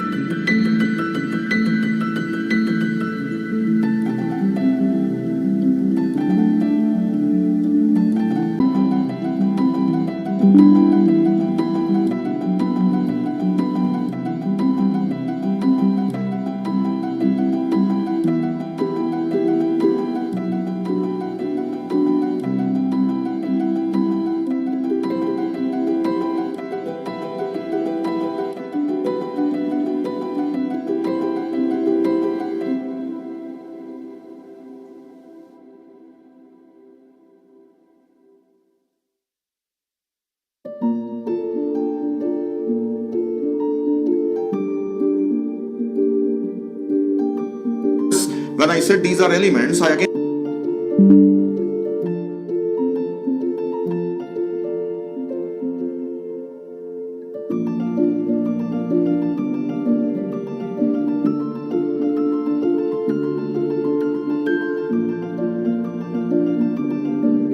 four formulas apply here. So C21, C22, all these I have to write down. So here it will be A21 into here it will be matrix multiplication of A21 and the dimension is NL2. Then the last term is A21 into B12 plus A22 with B22. Matrix multiplication of B22 and send by 2. Once again, when 4 by 4 matrices are given, for example, then they can be divided into small problems of sizes 2 by 2, and these 2 by 2 matrices can be multiplied like this. So I have written a divide and conquer algorithm here, which is recursively calling itself. If the dimensions are less than or equal to 2, directly use those formulas. Otherwise, it will call itself recursively, and this plus is matrix addition. It is not normal integer addition, it's not scalar addition, it's matrix addition. Now let us analyze how much time this will take for execution. What is the time complexity of this algorithm? Let us find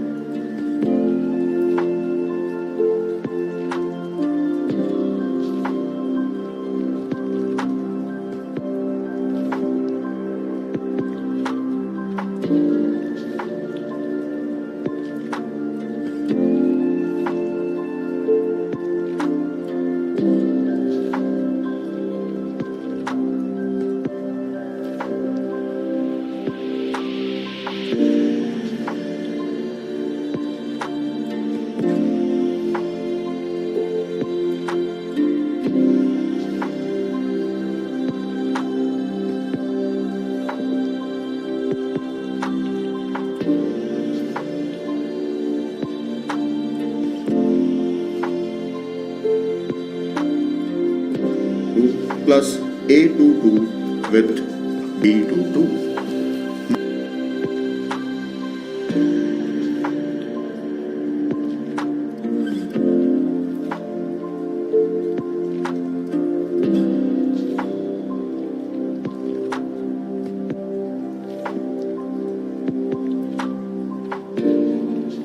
Matrix multiplication of B22 addition. I said that those are not normal. T half. How many times it is calling? 8 times. So let us prepare a recurrence solutions are less than or equal to 2. Directly use those formulas.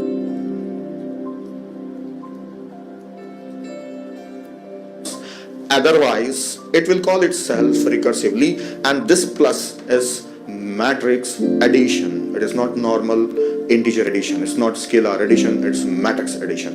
Now let us analyze how much time this will take for execution. What is the time complexity of this algorithm? Let us find the time complexity. This is using divide and conquer strategy. So this is a recursive algorithm. You can see that it is calling itself.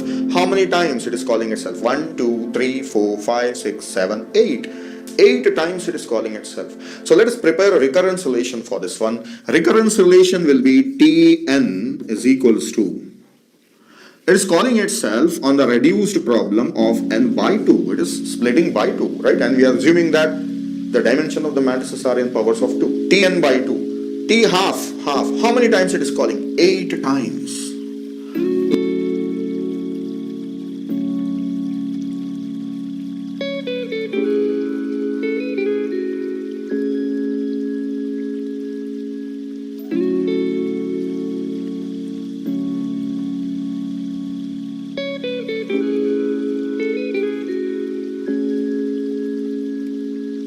Plus, what is the work done for combining this addition? I said that those are not normal scalar value additions, those are matrix addition. How much time it will take for adding two matrices? If suppose I have to add them, then how much time? Each an element I should add corresponding element, so there are n square elements. So time taken for adding is n square. See, I should add this corresponding elements like this. If I talk about only adding,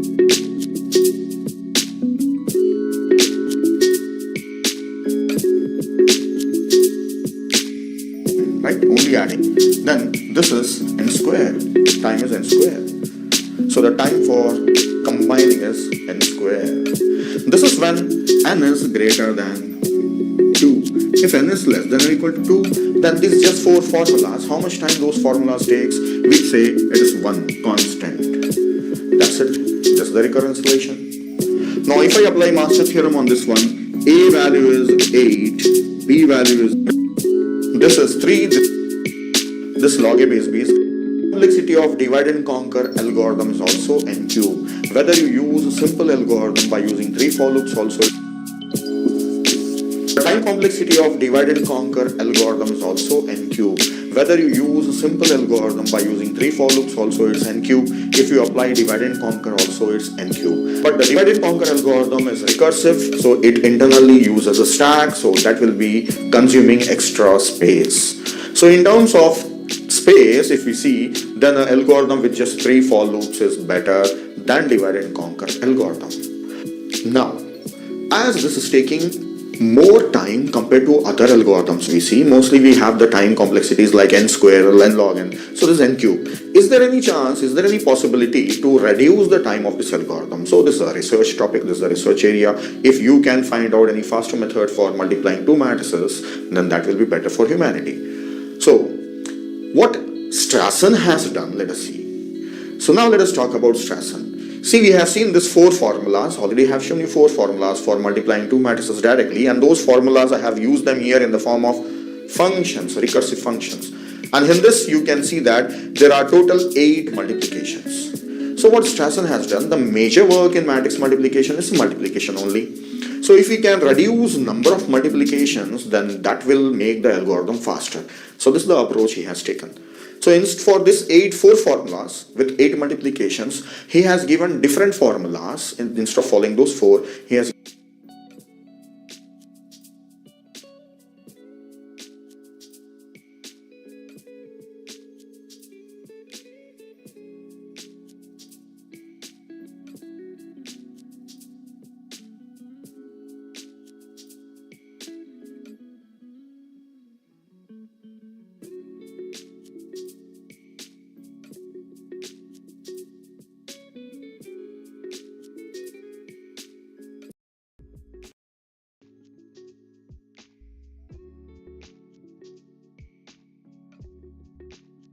of this one. This will be theta of n cube. The time complexity of divide and conquer algorithm is also n cube. Whether you use a simple algorithm by using 3 for loops also it's n cube. If you apply divide and conquer also it's n cube. But the divide and conquer algorithm is recursive, so it internally uses a stack, so that will be consuming extra space. So in terms of space, if we see, then an algorithm with just 3 for loops is better than divide and conquer algorithm. Now, as this is taking more time compared to other algorithms we see, mostly we have the time complexities like n square or n log n, so this is n cube. Is there any chance, is there any possibility to reduce the time of this algorithm? So this is a research topic, this is a research area. If you can find out any faster method for multiplying 2 matrices, then that will be better for humanity. So what Strassen has done, let us see. So now let us talk about Strassen. See, we have seen this 4 formulas, already have shown you 4 formulas for multiplying 2 matrices directly, and those formulas I have used them here in the form of functions, recursive functions. And in this you can see that there are total 8 multiplications. So what Strassen has done, the major work in matrix multiplication is multiplication only. So if we can reduce number of multiplications, then that will make the algorithm faster. So this is the approach he has taken. So for this 4 formulas with 8 multiplications, he has given different formulas. Instead of following those 4, he has given different formulas with 7 multiplications, which will reduce the time complexity of algorithm little less than n cube. So let us see what he has given. Let's look at Strassen's formula. These are the 4 formulas for directly multiplying 2 matrices for getting the third matrix, that is multiplying AB to get C with 8 multiplications. So these may be simple elements or these may be matrices. We have already seen divide and conquer method. Now this is having 8 multiplications. So what Strassen has done is he has reduced the number of multiplication. And one more thing is, these additions are also there, 4 additions. Addition or subtractions will take less time compared to multiplication. Strassen's formula, if you see, the number of multiplications are reduced, no doubt additions and subtractions has increased. So here are his formulas. Let us see what he has given. He said that find out these formulas P, Q, R, S, T, U, V, and that is involving these elements A and B elements. So if you see the multiplications, this is one multiplication, two multiplications, three multiplication, 4, 5, 6, 7. So he has given 7 sub formulas named as P2V with 7 multiplications, and those formulas are utilized to get the elements, that is C1 to C22, C11 to C22. So instead of these 4 formulas for getting these values, so we have these formulas. Now what are these PQRST? They are given here. So that's how, no doubt, the number of formulas has increased and number of additions and subtractions has increased, but the number of multiplications has reduced. If you apply divide and conquer strategy, then the algorithm will be calling itself multiple times, but total only 7 times instead of 8 times. So what will be the recurrence relation for this one? That will be Tn is equals to 7Tn by 2 plus n square. When n is greater than 2, when n is less than or equal to 2, it will be 1. This is how the recurrence relation has changed. And this is log 7 base 2, it will be 2.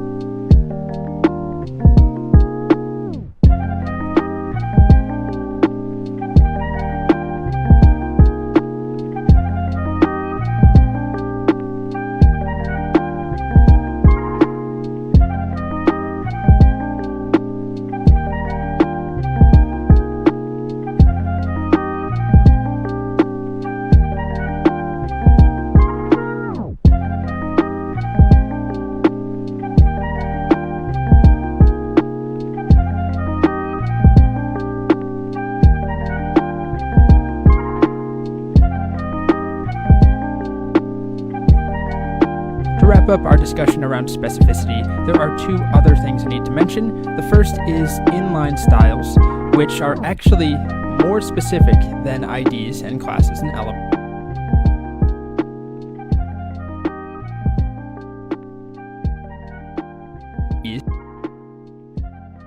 Next up, and classes and elements. They are the most specific thing we've seen yet, and that's to wrap up our discussion around specificity, there are two other things I need to mention. The first is inline styles, which are actually more specific than IDs and classes and elements. They are the most specific thing we've seen yet, and that's one of the reasons that almost nobody recommends, I don't think anybody recommends you use them, and almost nobody uses them. But remember, they are a valid way of styling an element. So for example, I've got an ID on this button, and I have the color set to white through that ID selector right here. It's white-ish. But if I added an inline style on that button, just right here, I could do something like style equals, and then color is actually what's really obvious. How about coral?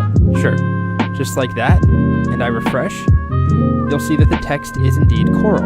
It doesn't matter that there's an ID that we have used to select and set the color, because IDs are less specific than inline styles. So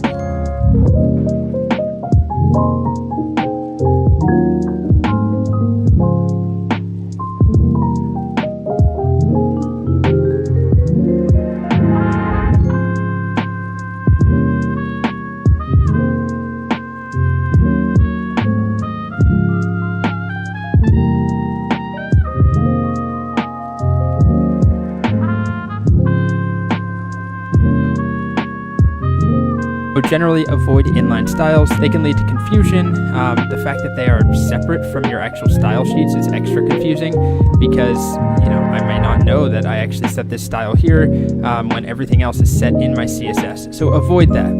And then the next other topic that I have not yet mentioned is something called importance. The important rule is something that we can use on individual style declarations. It is generally something you should now use. I don't recommend you use it, but you should know about it, because you may see it, and there could be a time where it makes sense to use it. But here's what I will do. When you assign a declaration, a style declaration, as important, let's see, as you can see right here, you put it after some property. So color, red, or firebrick, important. It's exclamation point important. What that is going to do is signal to the browser that this should be the most specific possible thing, and it should override any other declarations. So technically, as you can see here, it has nothing to do with specificity, but it is, you can think of it as super specific. It's actually an exception outside of the model here. It's not like there's a calculation for important. It just wins automatically. So I'll show you an example of that.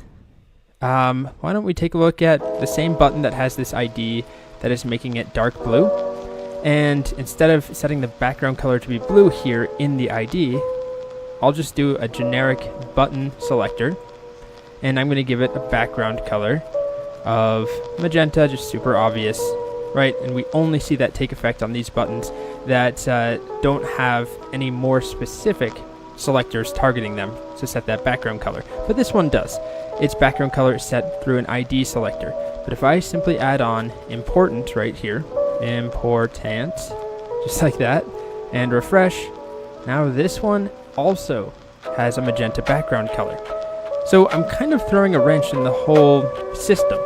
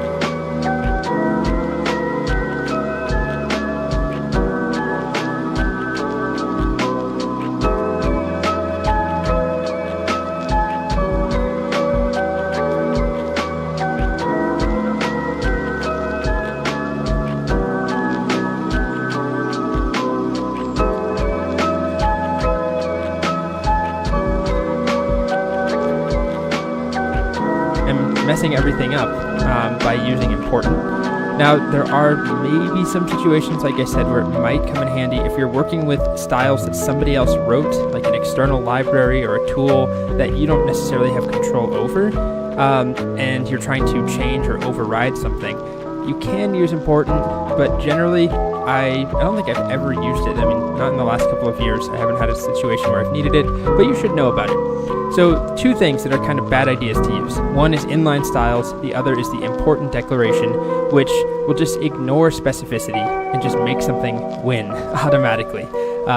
So, both of them are there. They are things. You should know about them, and more importantly, you should know not to use them.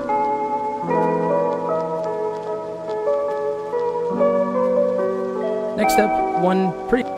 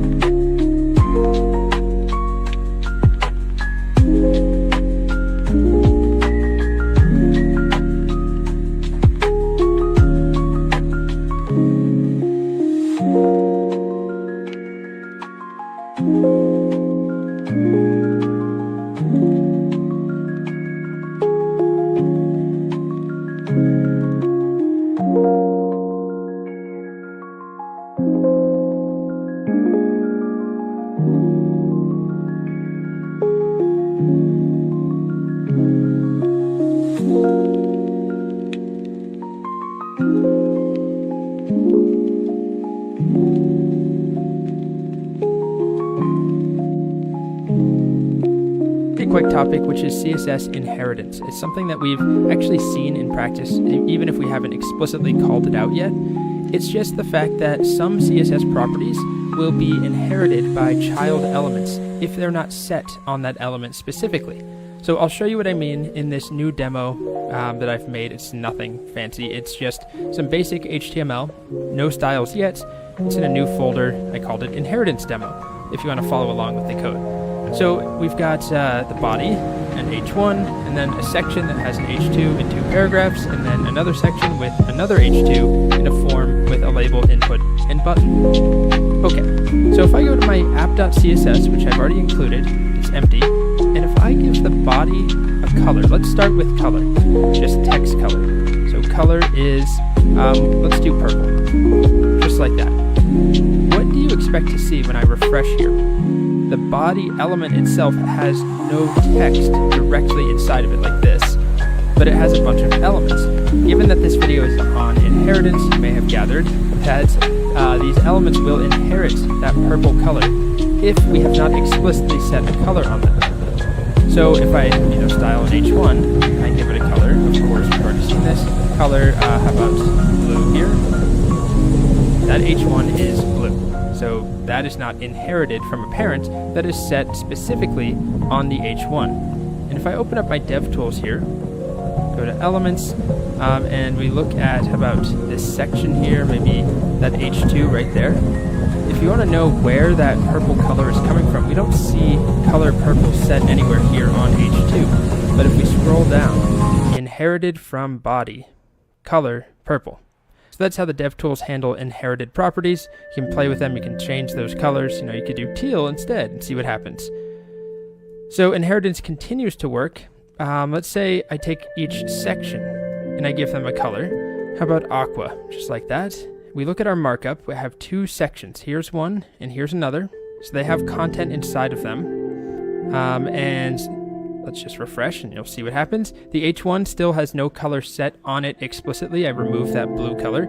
So it inherits purple from the body. And then these elements don't have a color set explicitly. So they inherit from the closest parent that does have a color set. So they could inherit purple from the body, but there's a closer element, the section here, and this section that has a color set on it. So I could do one more level, right? I could set this form to have a color. Form, How about a green color? A green yellow, sure. And I'm going to refresh, and you'll see that this label does inherit that color, but these two elements don't. The two form controls. So we have a text input, and we have, well, actually, just to demonstrate for sure that the color is not inherited there, this is placeholder, which is different, but here's text. This is what would change if the color was green. And this button doesn't change either. Oh no, I submitted my form. So why is that happening? Well, certain elements don't inherit things by default. And if you want them to, there is a workaround.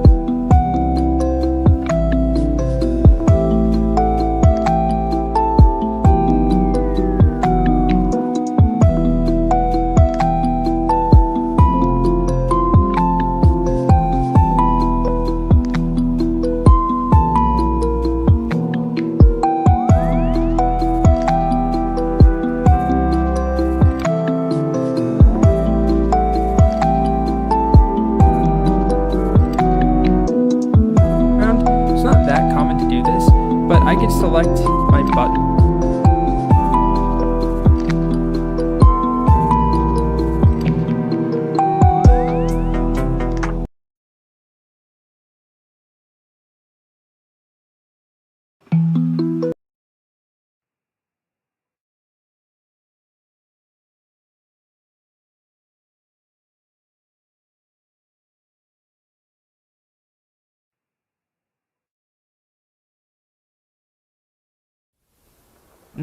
Just as an example, and I can set the color property to the keyword inherit, and I can actually do this for any property.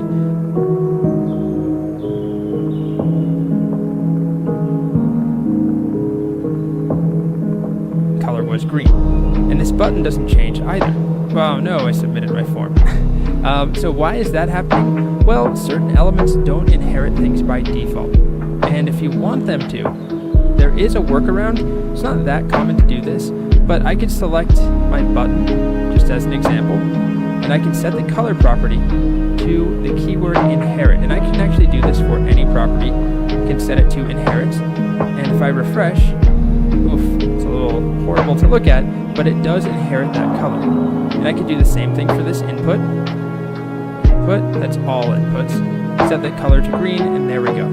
Well, I'm not setting it to green, I'm setting it to inherit from whatever the nearest parent is that has a color. So if I got rid of this, what color are they going to be now? Well, they're in a section, so they're going to have that aqua color. And if I got rid of that,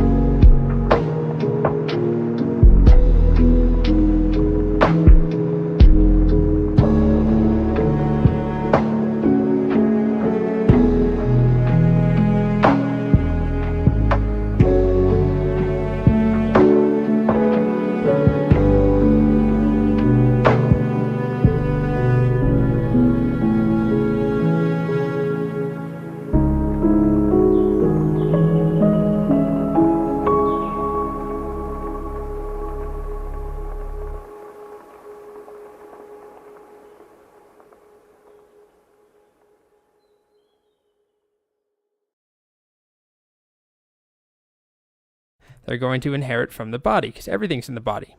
So not every element will inherit every property.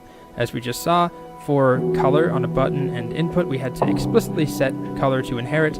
Not super common, but I just wanted to show you that you can. Also, not every single property on Earth will be inherited anyway. Some of them are not inheritable.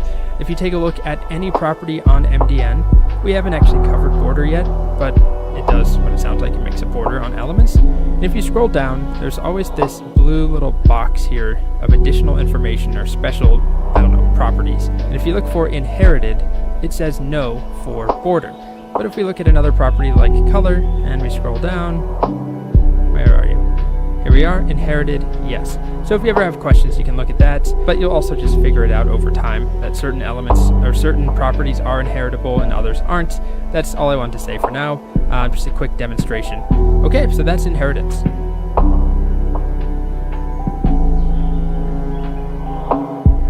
Today is day 6,799 of teaching CSS in this course. I'm still alive, very thirsty.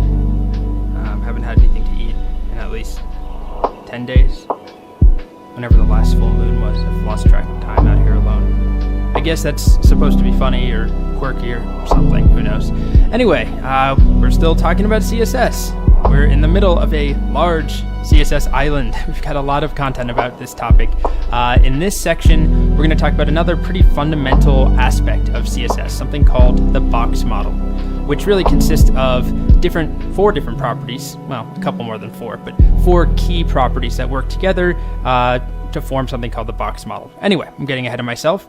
Those properties are border, crucial to understand how border works, padding, also very important, margin, very important, width and height. All of those, very, very important to work with and to be able to explain, but also use on your own. One that is not as important, it has border in the name, but I'm going to put it in nice to have, is border radius.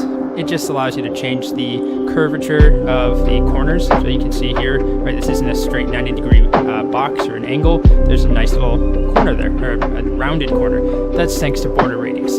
Anyway, I'm not supposed to be teaching you in these videos. I'm supposed to explain what matters. So these are definitely crucial. Box model is simple enough, honestly, but yeah, it's not crucial. Then we have two other yellow cards. Two yellow cards makes a red card in soccer, but not here because I make the rules up.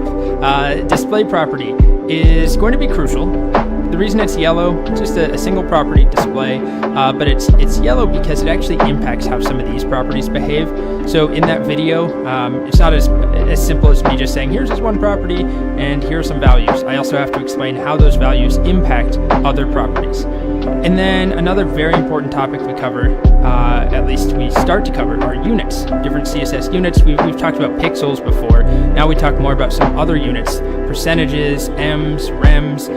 So it's a little bit of a longer topic because it's important and there are different units, and we still only touch a small subset of the units that are available in CSS. But it is yellow because it's more complex than some of these other topics. So yeah, unfortunately this section has a lot of important things, very crucial. I recognize, this video is not all that helpful if I just say everything matters. But, well, as my stepmother used to say, it is what it is. So annoying. It's a horrible phrase.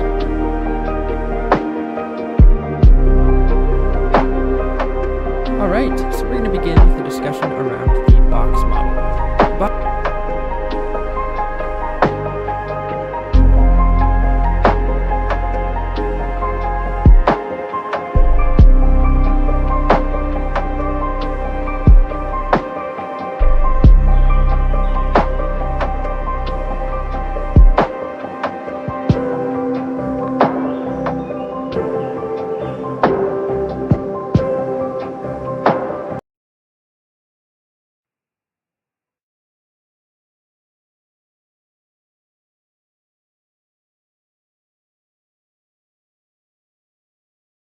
Box model is basically just the idea that everything in CSS is a box, and those boxes have a couple of different properties. If we look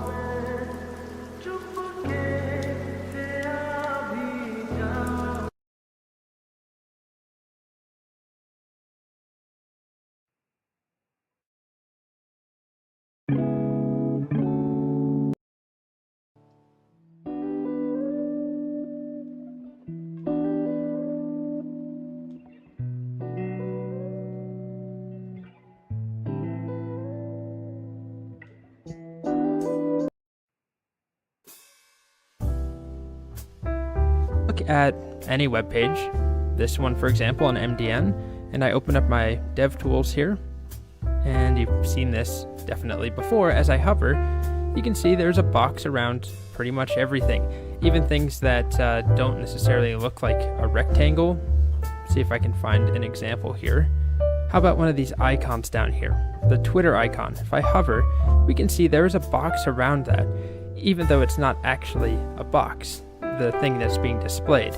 But in the mind of the browser, everything is treated as a box, or it has a box around it.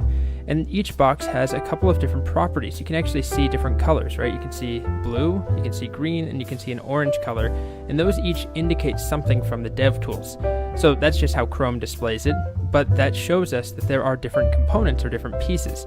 And in this diagram over here, we can see the core pieces. We have an inner content box where the actual content in an element is, like the text in a paragraph.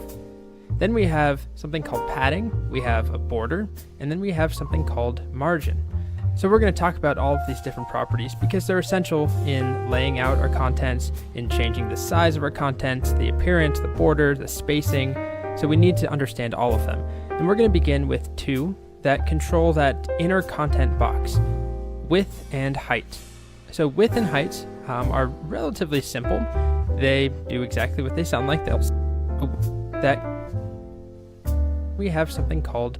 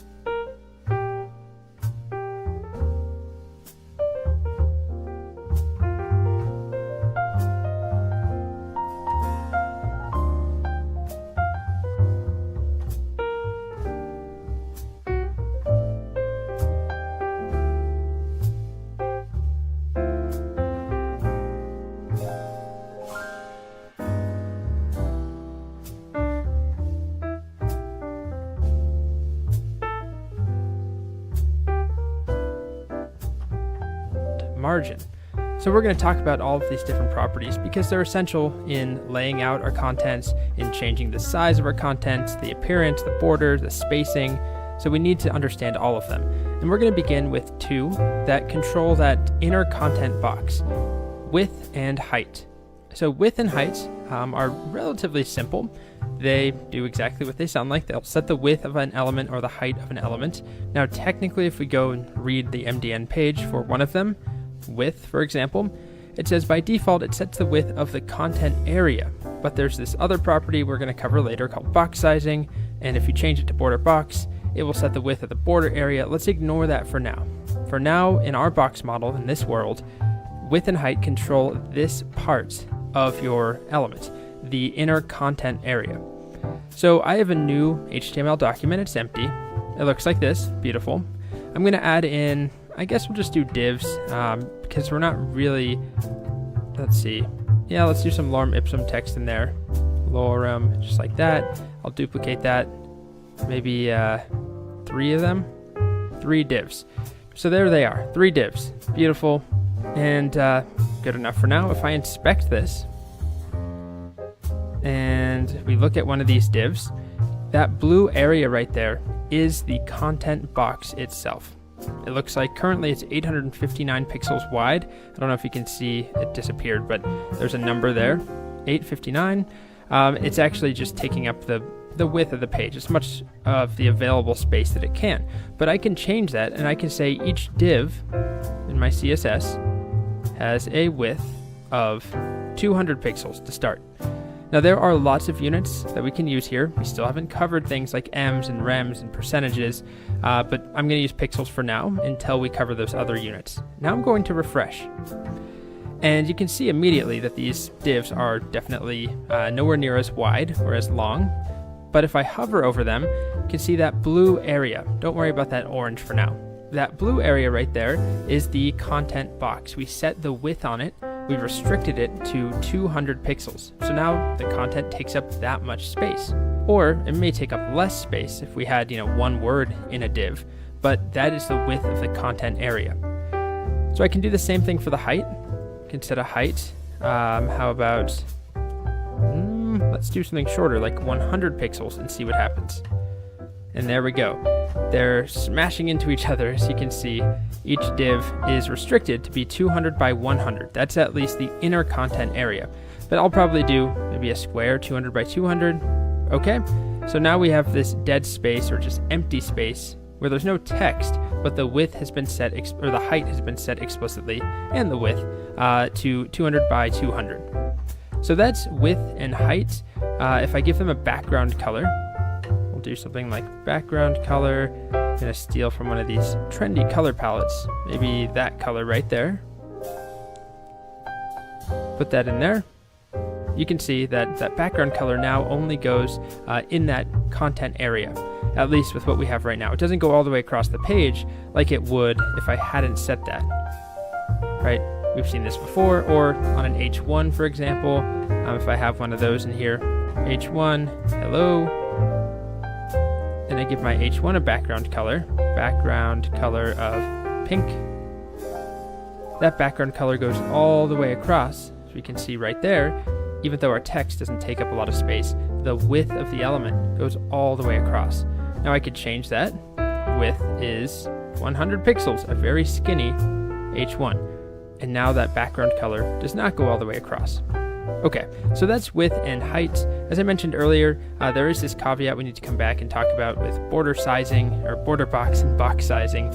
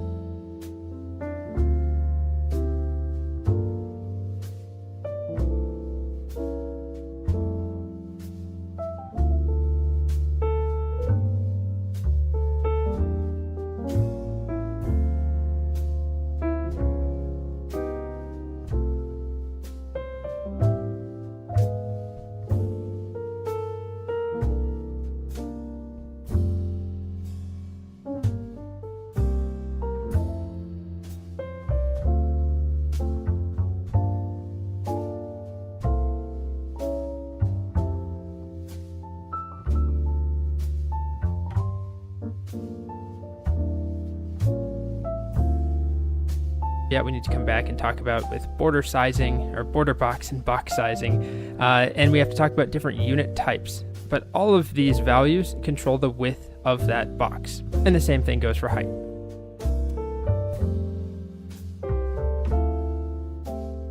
All right, so that was width and height. Next up, we're going to talk about border. Now, border is actually, well, there is a border property, but there are also dozens of border-related properties because there are different pieces that we can control. The thickness, the style, the color, and then we can do that for the left, the right, the top, the bottom. Plus, we can do things like rounding the corners. There's quite a bit that we can do. So, we're going to take it slow, but obviously a border, well, I shouldn't say obviously, but I think border is one of the more obvious one of these properties for the box model. It is the border around an element. We see borders all over the place. This is MDN. If we take a look at, this right here, that search box, has a border around it. It has rounded corners, but it is a border. Right here, we've got a border around this element, or this, whatever this is, a div, a nav, and a side, and then likely a top border that is different. Same thing here, we've got a blue border around each one of these little items, and a thicker left side. So we can control all of that, we can get quite granular. Here, I assume, is a left border, a thick left border, and no border on the top, right, or bottom. Long story short, borders are all over the place. They're an important part of making, first of all, a nice looking website, but also they play an important role in making it clear what certain things do, or bringing attention to certain elements. We can change the border, for example, as I hover, and that makes it very clear that I'm doing something when I click, or that this is clickable or selectable, right? I can interact. Okay, so the main properties you need to understand, the first three are border width, border color, and border style. I don't know if I went overboard making this diagram. It's not very intuitive, but I'm showing that border width controls the thickness. We have border color, it controls the color, and then border style controls the line style. So that can be dashed or dotted, solid. There's a couple others. Most of the time I'm just dealing with a solid border, but I'll show you all the possible options. So if we want to add a border to one of our elements, I think I'm going to start by making these just have a different color, just quickly. So I'm going to give them each div an ID just to make them easy to target. So ID equals 2. This is not really a good strategy if you were trying to style these in the real world. I mean, you could, but I'm just doing it to make it very clear here. So we'll have background color there. We'll have 2. We'll have its own background color as well.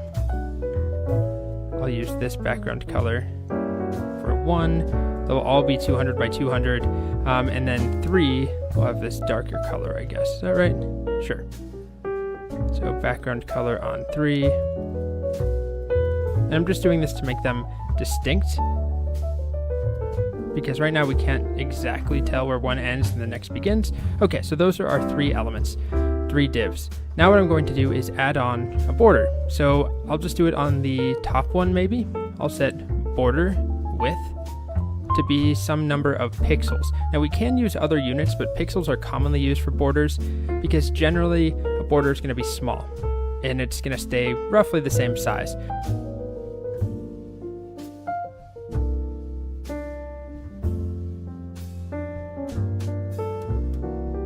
On the top one maybe, I'll set border width to be some number of pixels. Now we can use other units, but pixels are commonly used for borders because generally a border is going to be small and it's going to stay roughly the same size.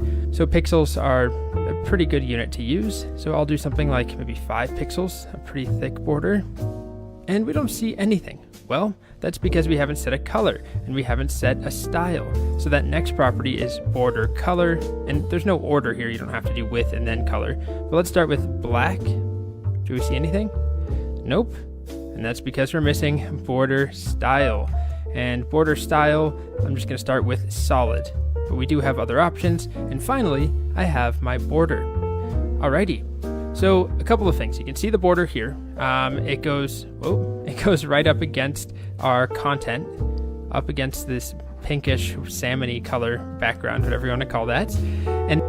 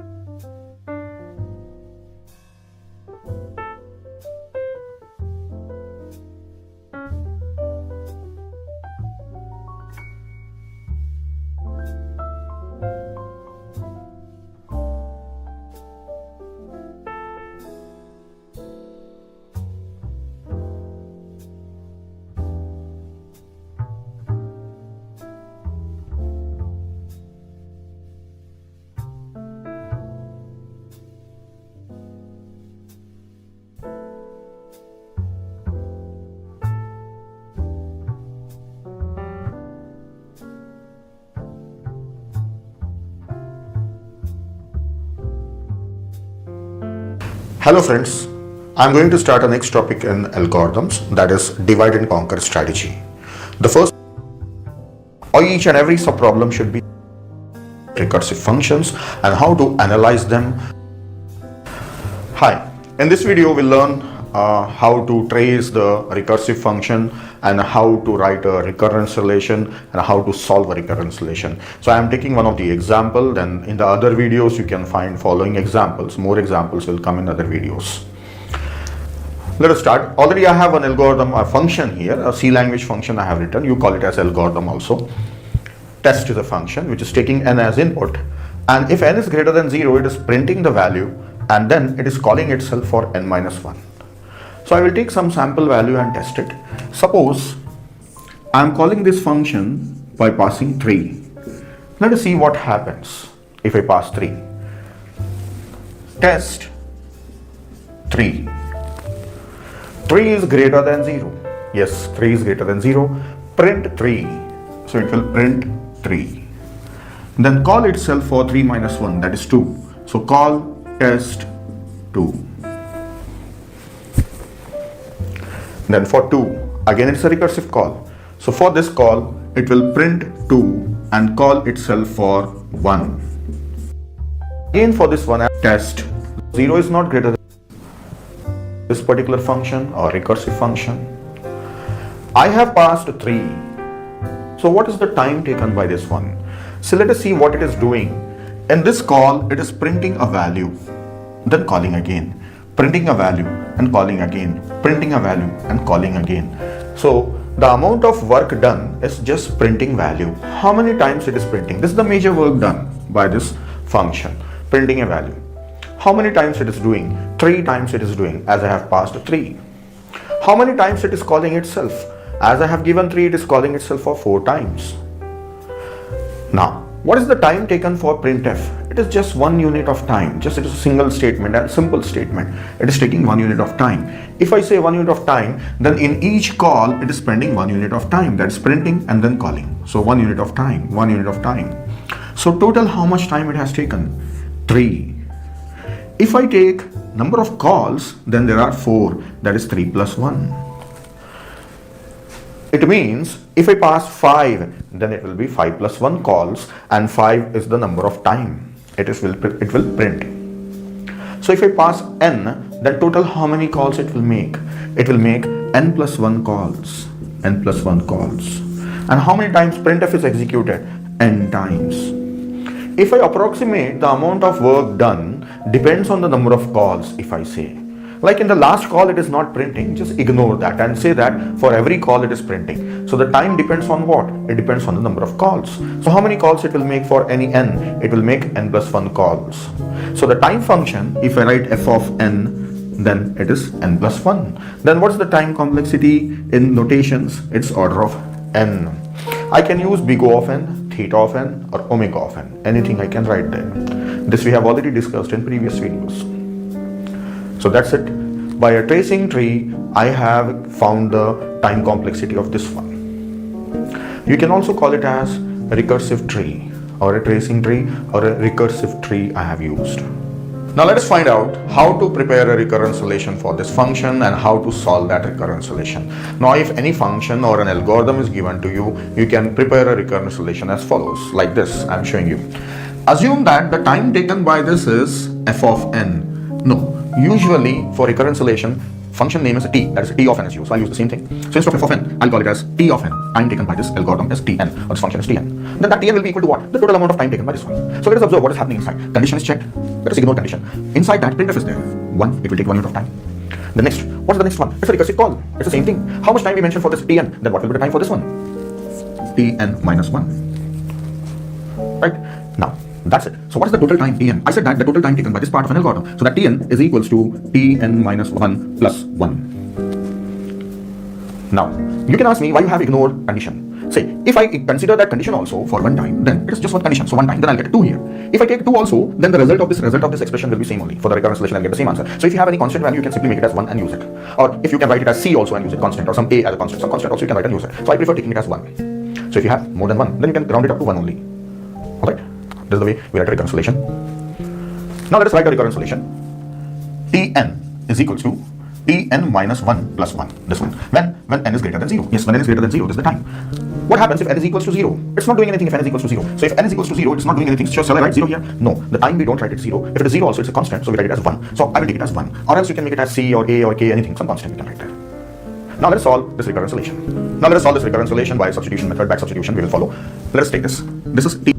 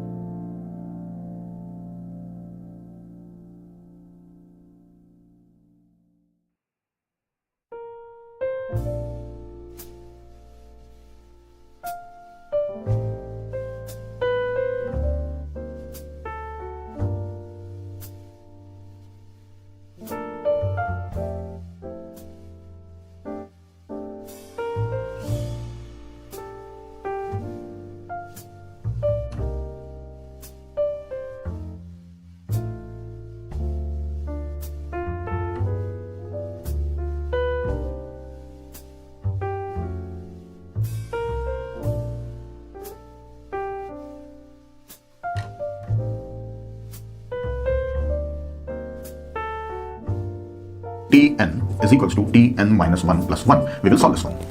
That is already solved. It is 1. We have to solve this one. Now for solving this, I can know the answer for Tn if I know what is Tn minus 1. So what is Tn minus 1? What is this? If I know, I will use it here. So I don't know Tn minus 1, but I know what is a Tn. Tn is equals to Tn minus 1 plus 1. Yes, this is the one. Then what will be Tn minus 1? So if this is n and it is changed to n minus 1, so this also n minus 1, so this becomes n minus 1 minus 1, n minus 2 plus 1. Okay, since this is Tn, therefore Tn minus 1 is this one. Now, substitute Tn minus 1 in this equation. So Tn is equals to, in bracket, I'll write this Tn minus 1. So what I got? Tn minus 2 plus 1 and plus 1. So this part I have substituted here at this place. So I got this one. Then this is Tn is equals to Tn minus 2 plus 2, 1 plus 1, 2. If I substitute again, then Tn is equals to, what will be Tn minus 2? Tn minus 3 plus 1. See this, Tn minus 2 will be equal to Tn minus 3 plus 1. Yes, I have substituted this portion. Be Tn minus 2, Tn minus 3 plus 1. See this, Tn minus 2 will be equal to Tn minus 3 plus 1. Yes, I have substituted this portion here, right, at this place. So I have written this. Then plus 2 is as it is. Now if I solve this one again, then Tn is equals to Tn minus 3 plus 3.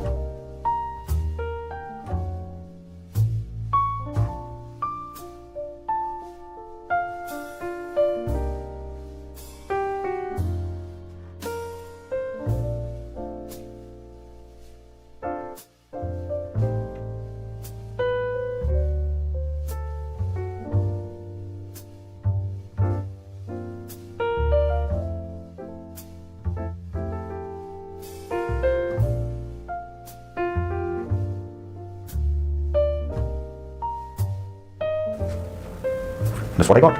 So how many times I should do this? See, when I got 2 times, that is sufficient. You can continue further. And I say that I'm going to continue this. How long? For k times. Continue for k times. If I continue for k times, what I get? See, if you observe, when I did for 1 time, it was 2. Next time, it was 3. Then it goes on, so it will be k. So this will be Tn is equals to Tn minus k plus k. So this is the important one for me now. I'll continue here. What's the equation I got? Tn is equals to Tn minus k plus k. See, it was Tn minus 1 plus 1. Substituted, I got Tn minus 2 plus 2. Substituted, I got Tn minus 3 plus 3. Continued up to k, so Tn minus k plus k. This one. So I said that I will stop at k. K means some steps. After some steps, I will stop. After k steps, k substitutions, I will stop. Now, What is the smaller value I know? I know n is equals to 0. If n is equals to 0, I know it is 1. Answer is 1. So here, n minus 1 was there. So minus 2, then 3, then 4. If you go on subtracting like this, at one point it should become 0. So my purpose was to go on substitute and reach till n equal to 0. So I assume that I have reached at 0. So I assume this n minus k is 0. I'll assume this means I have reached till there. When I say n is minus k is equals to 0, therefore n is equals to k. Then what this will be? This will be Tn is equals to T n minus n plus n. Then Tn is equals to, what is this? T0 plus n. So this is, what is a T0? T0, we already know it. It is 1 plus n. That's it. It is solved. What answer I got, you see? 1 plus n is the time. So just now I have shown you how we can prepare a recursive tree and find the time for that algorithm. Actually, I made a tracing as well as along with that recursive tree. So there also I got n plus 1 calls. Here also I am getting the answer as n plus 1. So I prepared a recurrence relation, solved that recurrence relation, and I got this answer. And this is, again, order of n. See, actually this belongs to a class, linear class, order of n, that is n. So I can call it as theta of n. That's it. This is the first recurrence relation. So I'll show you more and more recurrence relations. So I'll take the program, I will prepare the recurrence relation, and I will solve it. So continue watching the rest of the videos. Hello friends, this is the next video on recurrence relation, and the type of recurrence relation is a decreasing function. So already I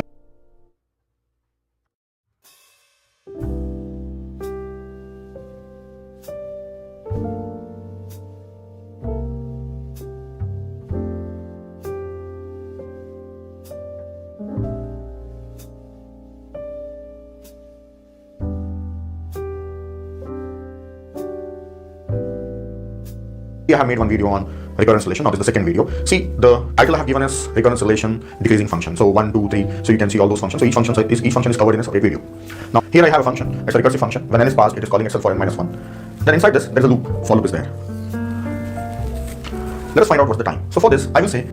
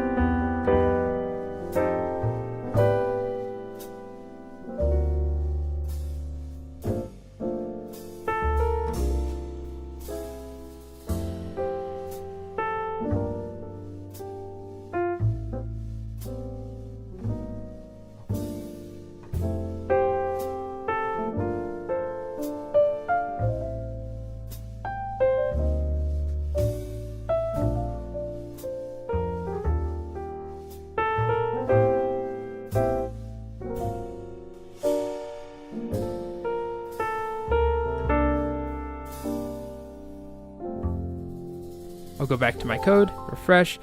Ooh, that is just so hideous. But there's my dashed border, and it's 3 pixels versus box. Now the width of our element is actually going to go from border content up against this pinkish salmony color background, whatever you want to call that, and then it's 5 pixels wide. So that means 5 pixels here, 5 pixels here. So it's shifted over 10 pixels. You can see that difference right there compared to the one below it. This element is no longer 200 pixels wide by 200 pixels tall. It's 210 by 210 because our border is 5 pixels on either side. And if you look right here, I'll hover again, you can see that Chrome tells us 210 by 210. Now we can actually change this if we wanted to. I'll just show this very briefly. We have a property called box sizing. If I set it to border box, now the width of our element is actually going to go from border to border. So from the outside edge to the outside edge of the entire element. So what that means is, if I refresh, this element, when I say it's 200 pixels wide, it's going to be exactly 200 pixels. And if I have a border, that's actually going to subtract from that 200 pixels. So we end up with, 5 pixels, and then this pink area would be 190, versus when I get rid of that, the width that we set, 200 pixels, corresponds to the width of our content on the inside, and then the border is added on top, so it actually grows. So 2 different models that you can use. It really depends. Sometimes this is easier because you can set the width of the entire element, including the border. Anyway, so that's the first little bit of border. Let's play around with a couple other things. Let's give a different border to the second element. So border, let's do border color of, how about, let's steal one of these colors again. How about a very light border there? It's not that light, is it? But we'll steal that. Border width will be 3 pixels, and border style this time will be something else. And I'll show you some examples of what we can do with border style.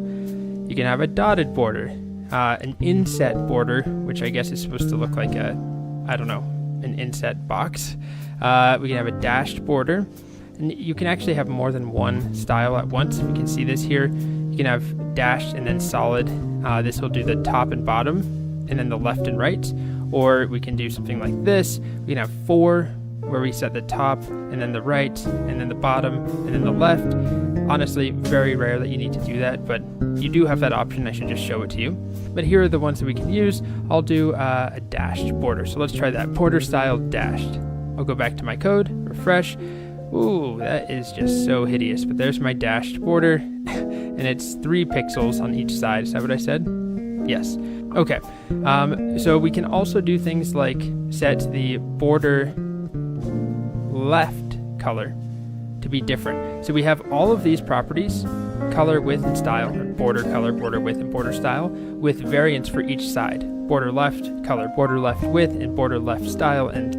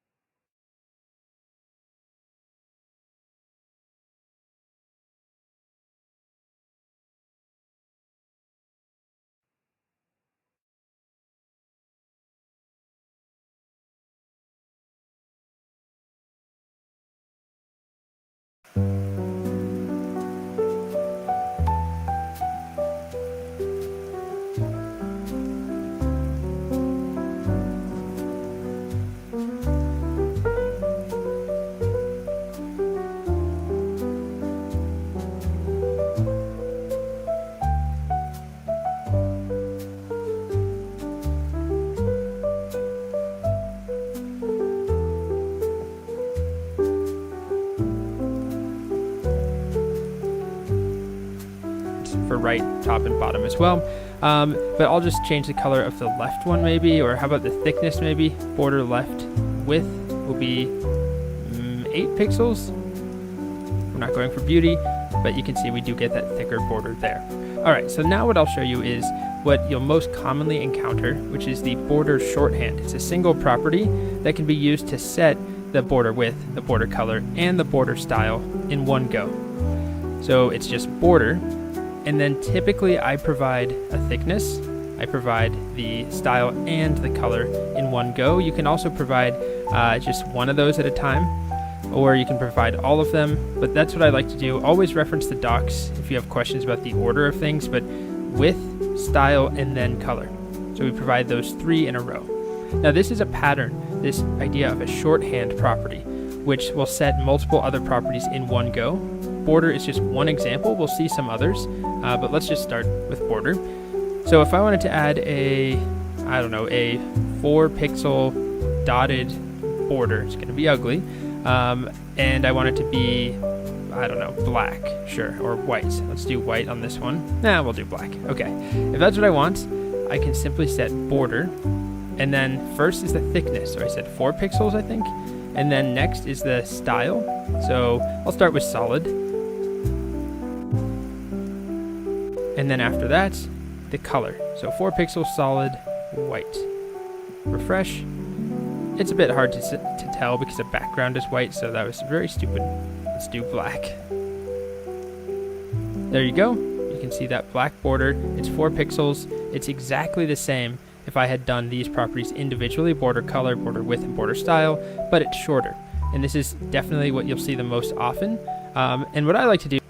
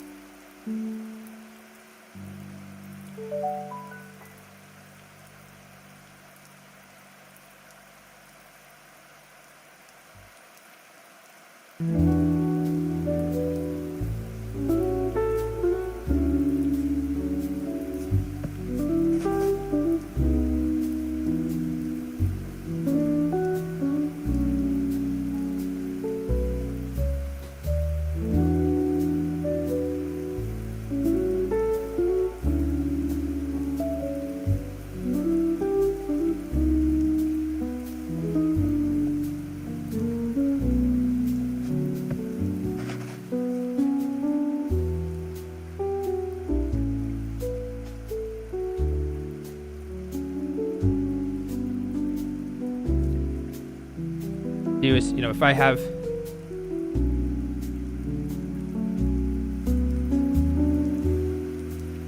all sides are going to be black, but then actually one of them is going to be thicker, or one of them is going to be dotted. You can set them all like this, and then afterwards say, okay, border left style will be dotted.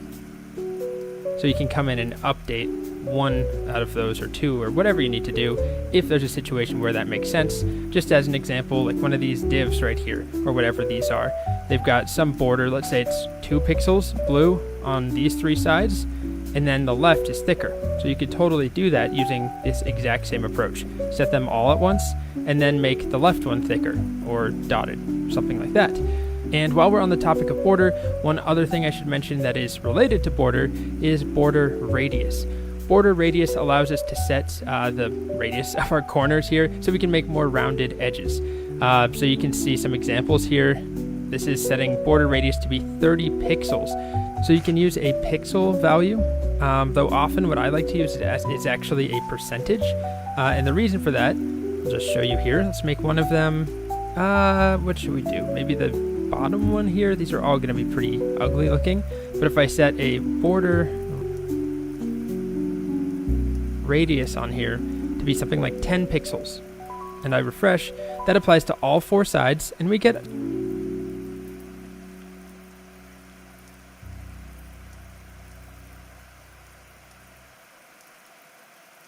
slightly rounded corners, which is nice.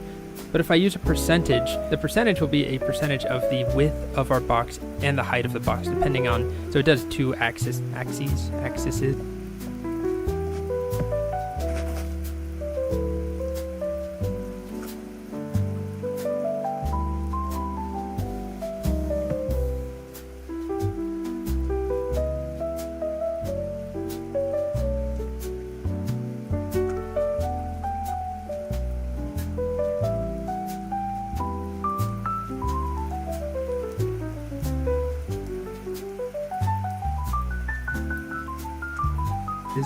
you can set your border radius, right, to be different, going one direction versus the other. You can have an elliptical corner instead of just a circular corner. Anyway, what I'm going to do is set this to be 50%. Just start with that, and you'll see what we end up with. This is a really common approach to make circles. So the content itself is not going to be contained in that, but we could use this to create circular images, and there are ways of getting your content to stay within this. But for now, just wanted to show you can play with border radius to make slightly rounded corners or very rounded corners. You also can do it just for one corner or two corners. You can see there's a bunch of different options on the MDN, and there's also separate properties like border top left radius, border top right radius, and so on. So you can set them individually, set them all at once, set it with a pixel value, or set it with a percentage. And it's how you can create these nice rounded corners. People use this to make different shapes as well. So if you do it differently on two corners versus the other two, you can end up with these kind of nice looking shapes, some of them at least. But generally, I use it most frequently to either round the corners slightly, to create something like this maybe, or to make actual circles. So that's border. We saw a bunch of border properties: border width, border color, border style, and then we saw the border shorthand, and then we also saw border radius. Really commonly used properties. They'll come up a lot in the rest of the course.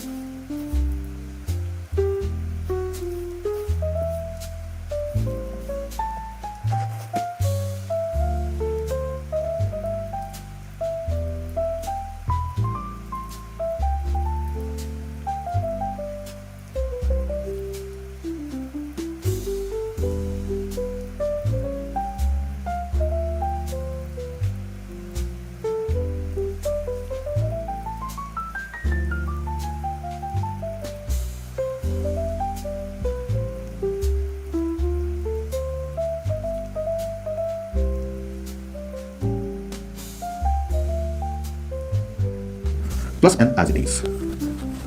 If I open the brackets, Tn is equals to Tn minus 2 plus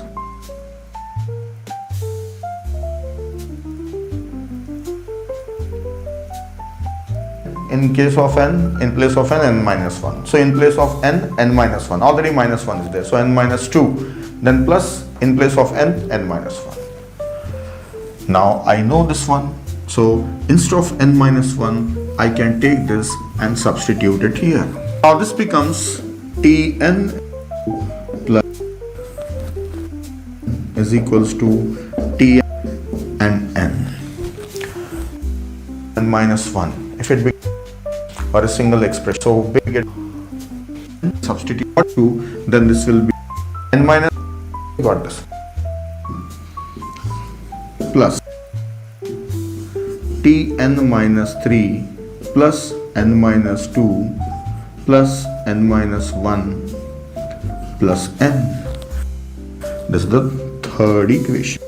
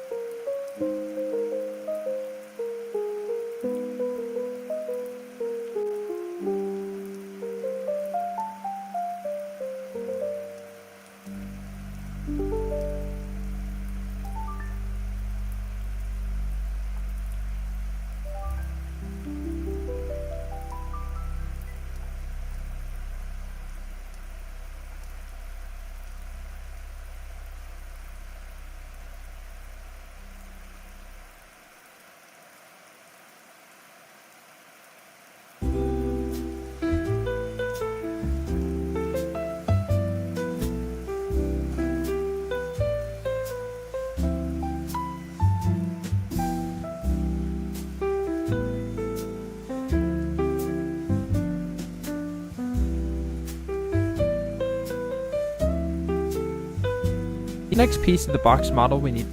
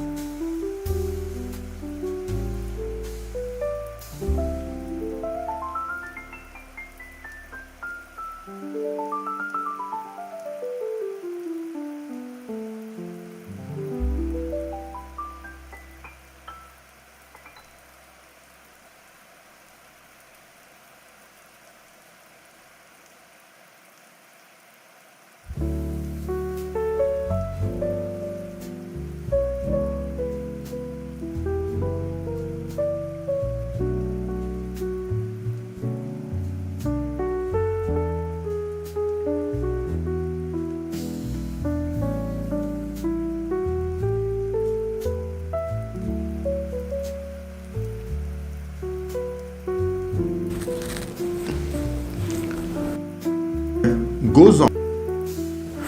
So what is this I got? How to write a recurrence relation for any algorithm?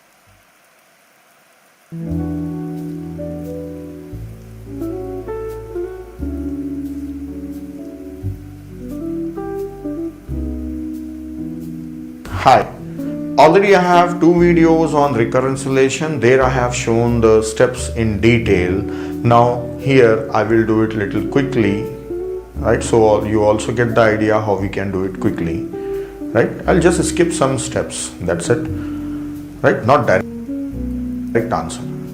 Let us take. This is an algorithm or a function. We have to find out how much time it is taking. So we know that this will take t and a time. Now there's a loop. If you observe, this is I starting from 1 and I assign I into 2. So this is multiplied by 2 every time. So by looking at the loop, you should know what is the time taken by this statement. Already we have seen this in examples of time complexities. One video is there, you can watch that one. I have shown how to find directly know what is the time taken by this one. So we know that this statement will execute for log n time. Now I will not consider this one and this one. If I consider also, again I have to take the degree of an expression and the degree will be log n only. This will be log n plus 1, this is 1, so 2 log n plus 2. Again I have to write log n only. So let us just concentrate on only this statement. This was the main thing, that is printing. The algorithm is doing nothing, just printing the value. So the job of printing, we are considering that one, it's log n. Then how much this one?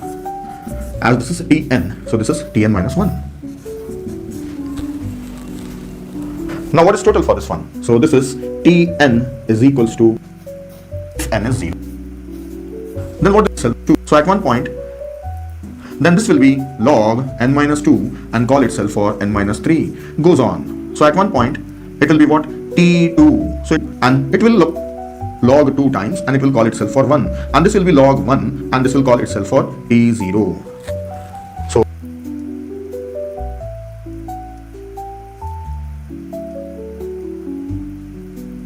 this will stop at 0 when n becomes 0. Tree will stop there. Now what is the time taken in each step? Log n here, this is log n time in this call, log n minus 1 time in this call, like this. So this total is, I will take few terms only, log n plus log n minus 1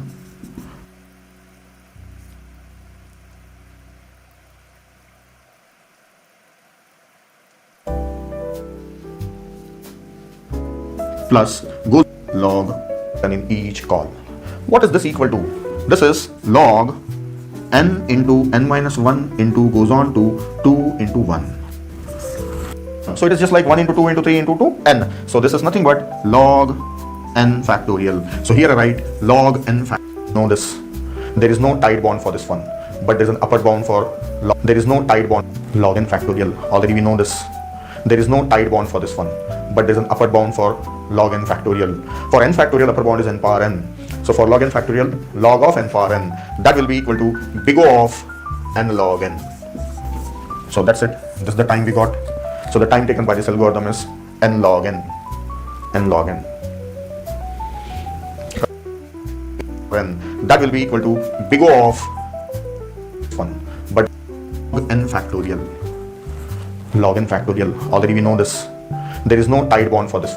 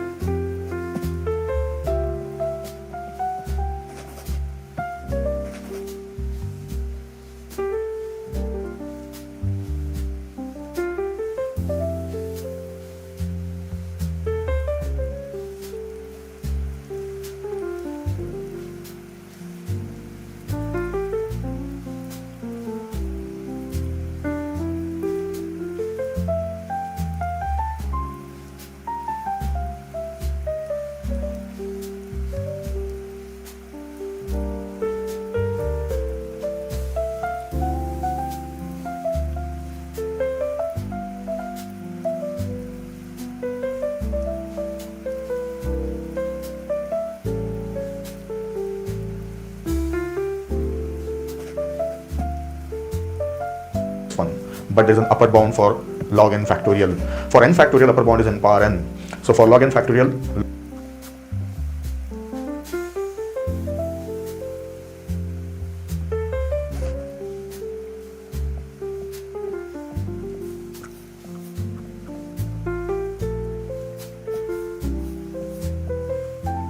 log of n power n, that will be equal to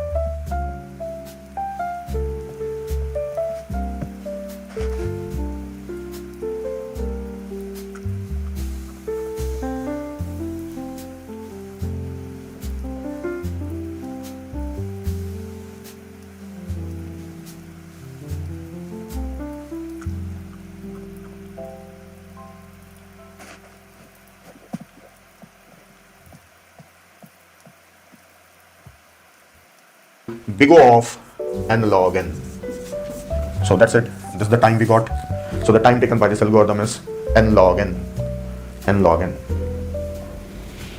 Right? So this is with the tree method I have shown you. So we got the time complexity as n log n. Now, by using induction method, I will solve this recurrence relation. I'll remove this and I will solve that one directly. Let us solve this recurrence relation by induction or substitution method. So I'll write this recurrence relation. Right?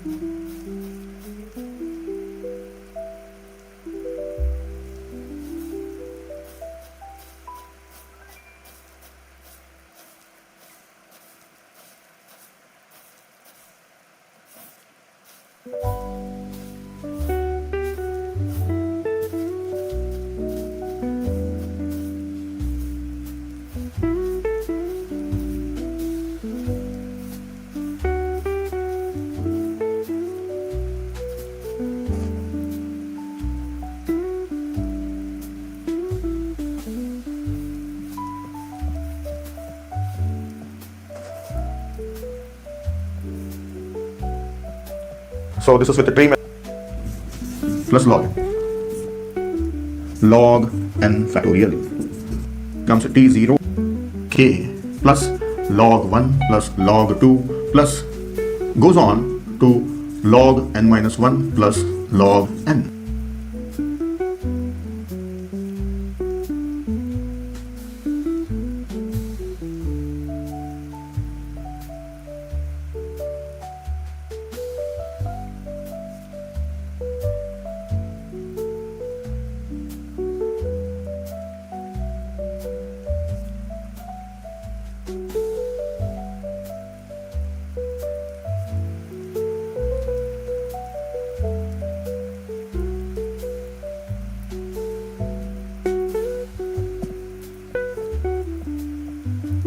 Log n minus 2 plus these terms as it is log n minus 1 plus log n. This is in brackets. I'll open this one. So Tn is Tn minus 3 plus log of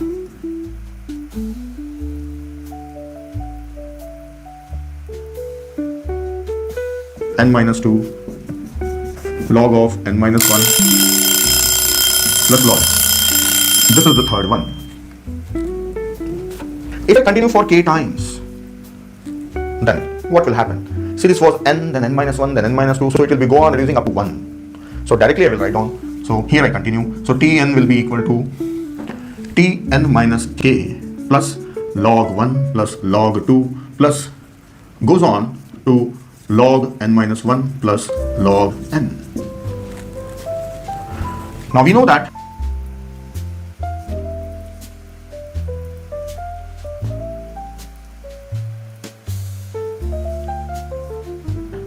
n minus k is equals to 0, therefore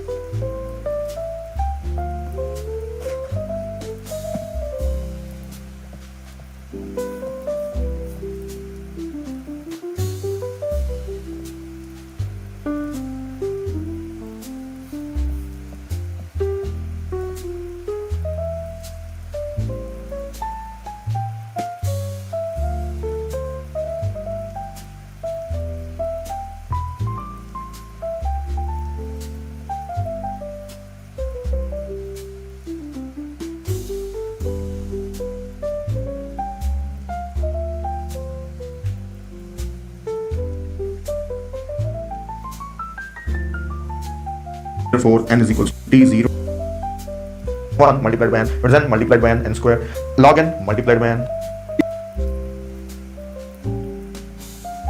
So whatever the term you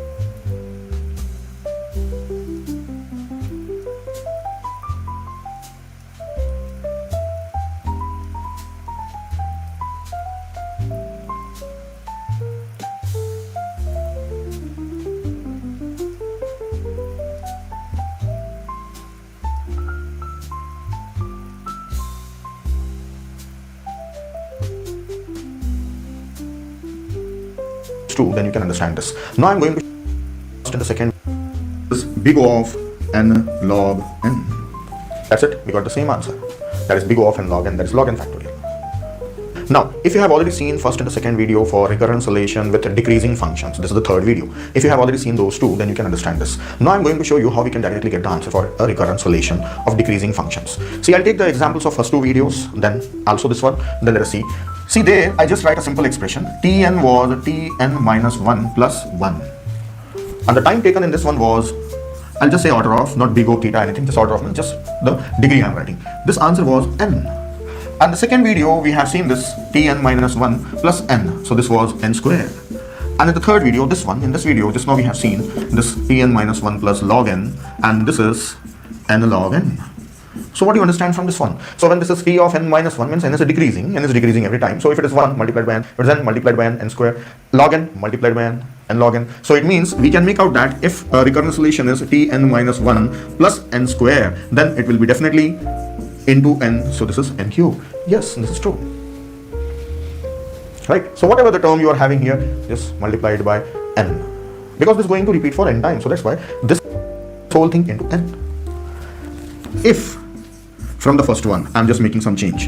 Tn minus 2 plus 1. Instead of n minus 1 plus 1, it is minus 2 plus 1. So the exact answer you may be getting as n by 2. Because it is taking 2 steps every time. Instead of 1 step, 1 value decremented, 2 values decremented. So it will be n by 2. That is again order of n only. Means that even if you have Tn is equals to Tn minus 100 plus n, then what will be the answer? As this is n just multiplied by n. So it's order of n square. This is n minus, not 1, n minus 1, it's n minus 100, whatever it may be. So it is taking 100 step every time, plus 100. So imagine n value as in 10,000s or millions, a bigger value, very big value of n. For small values, you can say that no, it will not take that much time. Big values of n. So we say that whatever the value of n may be, from some value to infinity will go. So yes, this is true. So whatever is subtracted, you get the same answer. But if you have a recurrent solution like this, 2 into t of n minus 1 plus 1, if there is some coefficient here, then it's not directly 1 into n. So we'll see what will happen in this one. Right?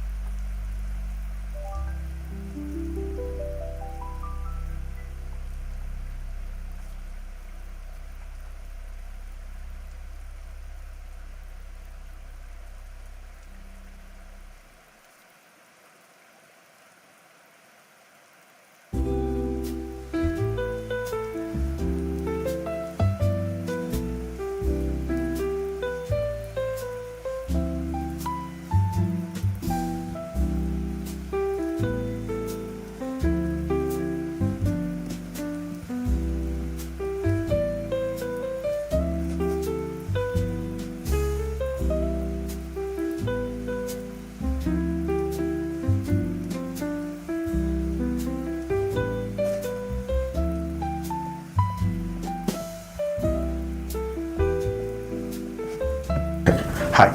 Now next recurrence relation, I have an example algorithm here. I'll prepare a recurrence relation and I will solve it. Now this time I will not be explaining each and everything. Already I have explained previous recurrence relation. The approach is same. So if you want explanation, you can watch at least one of the previous recurrence relation. Numbers are given beside the video, so you can check that. This one, I'll just solve it with a little bit of explanation. Let us find out a recurrence relation for this function. If I say this is taking tn time, then inside this, these are the three main statements. This is taking 1 unit of tn is equals to constant, right? Algorithm also I can see it is printing and calling itself 2 times. Printing and calling itself 2 times. So for printing it takes 1 unit of time and then it calls itself for n-1 and again call itself for n-1. Then what about this? This again 1 and call itself for n-2, call itself for n-2, and this also 1 and tn-2 and tn-2. Now what about these? Again 1 tn-3, tn-3, 1 tn-3, tn-3. Then here also 1 tn-3, tn-3. This one is 1 tn-3, tn-3. If I go on doing it until when? Until they are reaching till t0 or t0, because here n is 0, that is the smallest value I know. So I want to keep on reducing it up to 0. Now let us find out time from this one. See, in this step, what is the time taken? Just it is taking 1 unit of time, and then I have to find out the time for this one and add them. So I don't know how much time this is taking. So if I look at this one, then this is taking 1 unit of time and further this one. And this one is also taking 1 unit of time and further this one. So let us add these two. So this is 2. So each is taking 1 unit of time. So that I have taken 2. Further, these are also there. Now if I take these, 1, 1, 1, 1, 4. Then in the next step, if I expand these also, 1, 2, 3, 4, 5, 6, 7, 8. So 8 steps. This will go on. So if I write this is 1, 2 power 1, 2 power 2, and this is 2 power 3. So how many times it will proceed? So as we have been doing for k times, so let us say this will go for k times, 2 power k times. Then it will become 0. At 2 power k, this will become 0. Now total time, how much is the time? 1 plus 2 square plus 2.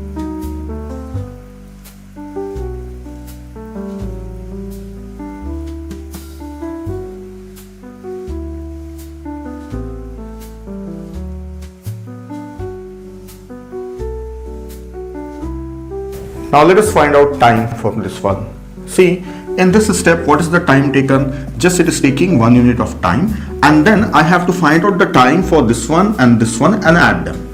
So I don't know how much time this is taking. So if I look at this one, then this is taking 1 unit of time and further this one. And this one is also taking 1 unit of time and further this one. So let us add these two. So this is 2.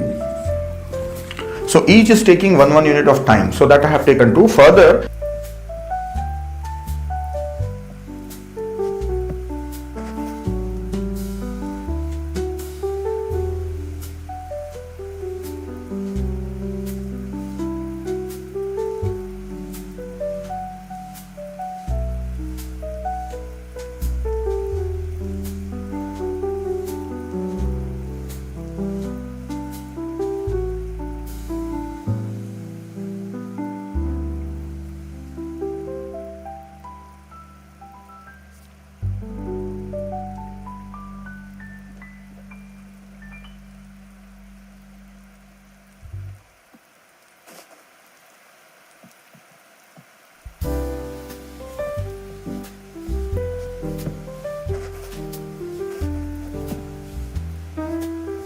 these are also there.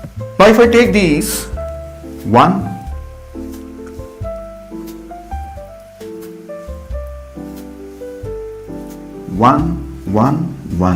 4. Then in the next step, if I expand these also, 1, 2, 3, 4, 5, 6, 7, 8. So 8 steps. This will go on. So if I write this is 1, 2 power 1, 2 power 2. And this is 2 power 3. So how many times it will proceed? So as we have been doing for k times, so let us say this will go for k times, 2 power k times. Then it will become 0. At 2 power k, this will become 0. Now total time, how much is the time? 1 plus 2 square plus 2 cube plus so on. Now let me add all these, then I get the total time of this one. So I'll remove this and add them. Now it is 1 plus 2 square plus 2 cube plus goes on to 2 power k. This is sum of the terms of GP series, and this will be how I got this. I will show you. This is the first time I am using it, so I'll show you. If there is a GP series A plus AR square plus then 1 answer. So directly I have written this one. Now, as per the assumption already we were doing, assume, so therefore we were assuming this 2 power n plus 1 minus 1, and this is order of 2 power n. So it is 2 power n or theta or bigo. This belongs to class 2 power n. Now I'll show you another method. By using back substitution method, we will solve it. So I'll remove everything and I will simply solve this recurrence relation.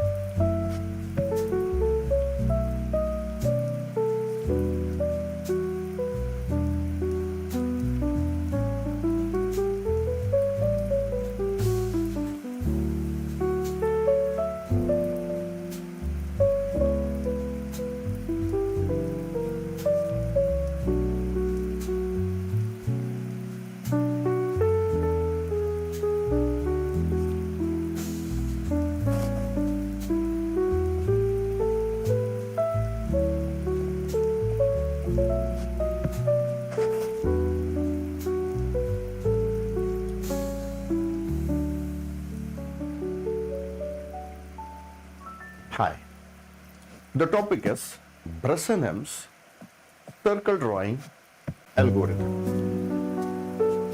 In this lecture, what are the topics that we are going to discuss?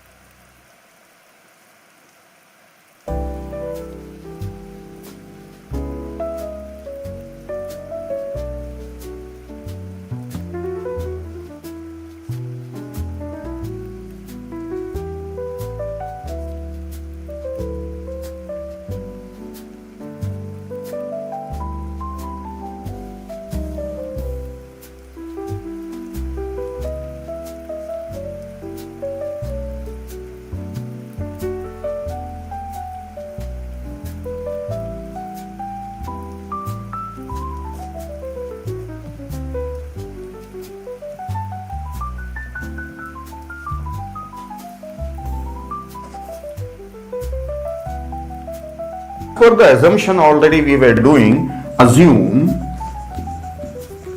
n minus k is equals to 0, so therefore we were assuming it as n equal to k.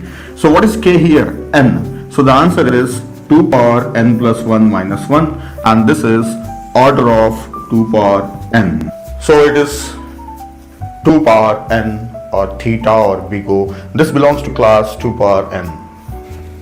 Now I will show you another method. By using back substitution method we will solve it. So I will remove everything and I will simply solve this recurrence relation. Now let us solve this using back substitution method. So I will take a recurrence relation Tn is equals to 2Tn minus 1 plus 1. This is the first one. Now what is this one? I will directly substitute this. So Tn is equals to 2 as it is. Now this can be written as 2Tn minus 2T 2 square plus 2 plus 1. So this is the third equation I got. How this is happening you should know already, right? I am not elaborating the steps. If I continue this for k time, so this Tn will be 2 power k Tn minus k plus 2 power, see when this is 3, this is 3, so this is 2, so k minus 1, when this is k, so k minus 1, plus 2 power k minus 2, plus goes on to 2 power 2, plus 2, plus 1, and this is the fourth equation I have. Now this equation I'll write here and continue. Fourth equation I'll write Tn is equals to 2 power k Tn minus k plus 2 power k minus 1 plus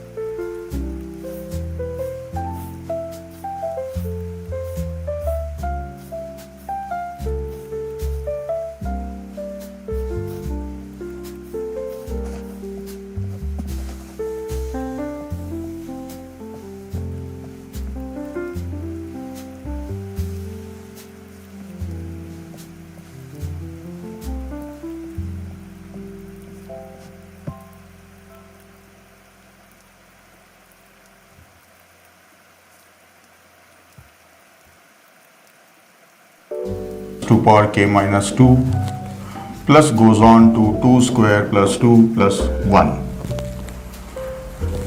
We assume always n minus k is 0. See,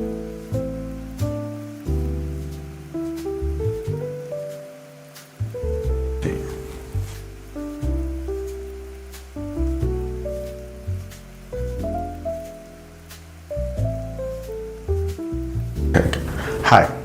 Now next,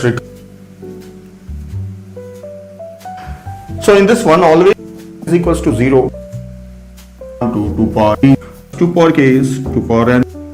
We go of 2 power n or theta of 2 power n.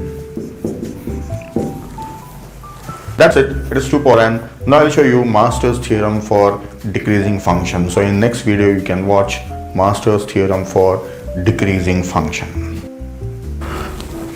Now Master's theorem for decreasing functions. Already we have solved some decreasing functions in previous videos. You can watch them. From video 1 to 4 we have seen. So from that only I'll take the examples and I'll explain you master theorem. See, we have already seen that Tn is equals to Tn minus 1 plus 1 was order of n. Tn is equals to Tn minus 1 plus n was order of n square. Tn is equal, we have seen this, it means we have seen this answer as 2 power n. We have seen this one. Then it means Tn is equals to 3 Tn minus 1 plus 1 will be order of 3 power n. Yes, true. And if we have Tn is equals to 2 Tn minus 1, same as this one, plus n if I take, then this will be order of n 2 power n. Like here, every time when whatever we have, that was getting multiplied by n. Now here whatever you have, that will be multiplied by 2 power n, because 2 is there, coefficient is there. Now your observation is more important. I have written some recurrence relation and their answers.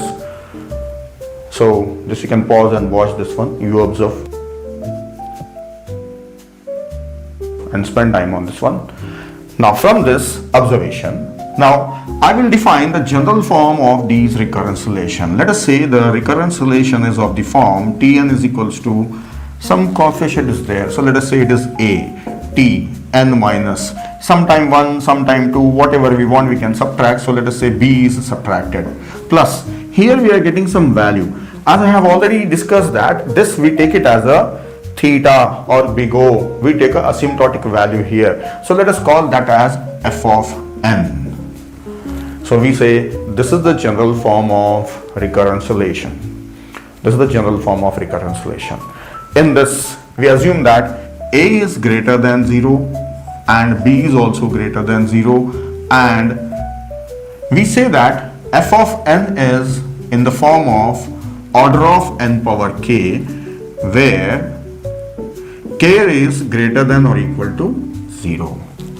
We assume that all these are, this is greater than 0, this is also greater, a and b, they are greater than 0. If it is 0, then it is no such subtraction is there, right? And this also 0, if it is 0, then everything is 0. Now, let us observe here. Now here we get some cases. Here, a value is 1. A value is 1. So, if a is equals to 1, then what is the answer we are getting? Whatever is there at f of n, this one, is getting multiplied by n. Whatever is there here, that is getting multiplied by n. So whatever f of n is, it is multiplied by n, right? So then into n is in the form of n power k, n. It is n power k, then into n again. Is multiplied, this is log n and log n. This is n into n square. This is 1. That's it. Or in other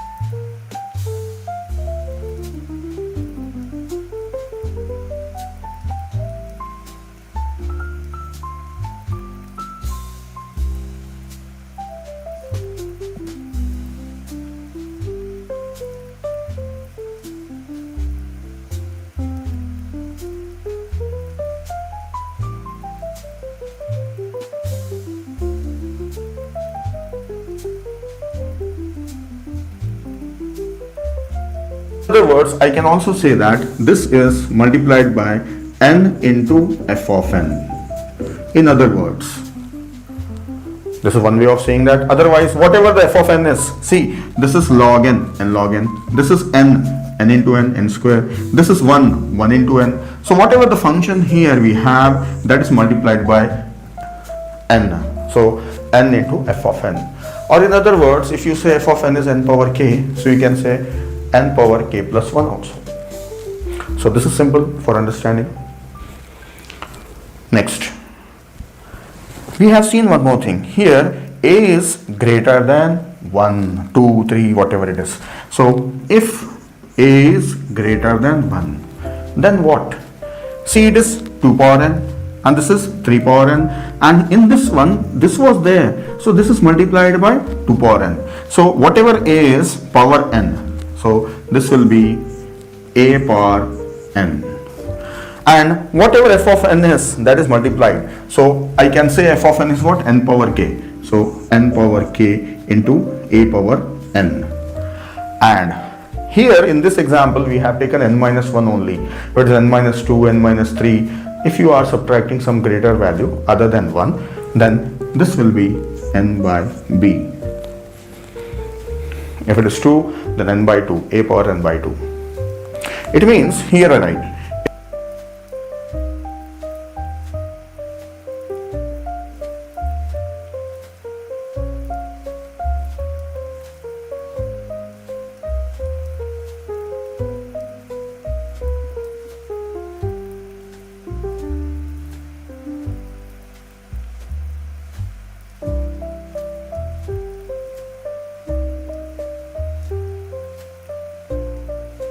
if this is 2, then this will be 2 power n by 2. So here I have two cases. One more case I will write. What if a is less than 1? Means it is not 1, it is 0.5 or 0.75 something. Then what is the answer? It is same as n power k. Same as n power k. So even I can say it is just f of n. So here we have three cases. Case 1, 2, 3. This is Master's theorem. I have explained from the examples, already we solved this. So by putting these here, we have observed and written the theorem. Otherwise, first you can write the theorem and take the examples. Following the theorem, you can write the answers. Once again, if a is less than 1, same as f of n, and we are saying if n is f of n is n power k, let it be n power k. If a is 1, n power k plus 1 means n into f of n. And if a is greater than 1, then f of n into a power n by b also we can say. Whatever f of n is into a power n by b. Either this or this, anyone you can take. Now by following this Master's theorem, you can solve any recurrence relation which is in this form, that is a decreasing form, this form. You have to spend some time on this one. There is no logic behind this one. So just you have to observe this and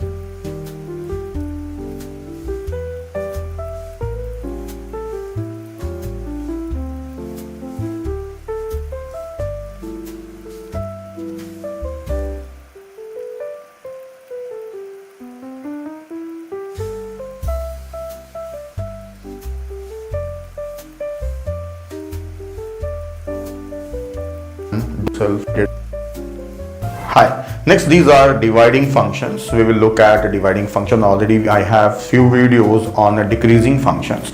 Now this is called as dividing function. Reason, if you see in the algorithm or a function, it is calling itself for n by 2. If n is passed, then it is dividing n. See, if an algorithm is taking any parameter, let us say n, then it can reduce the value of n by either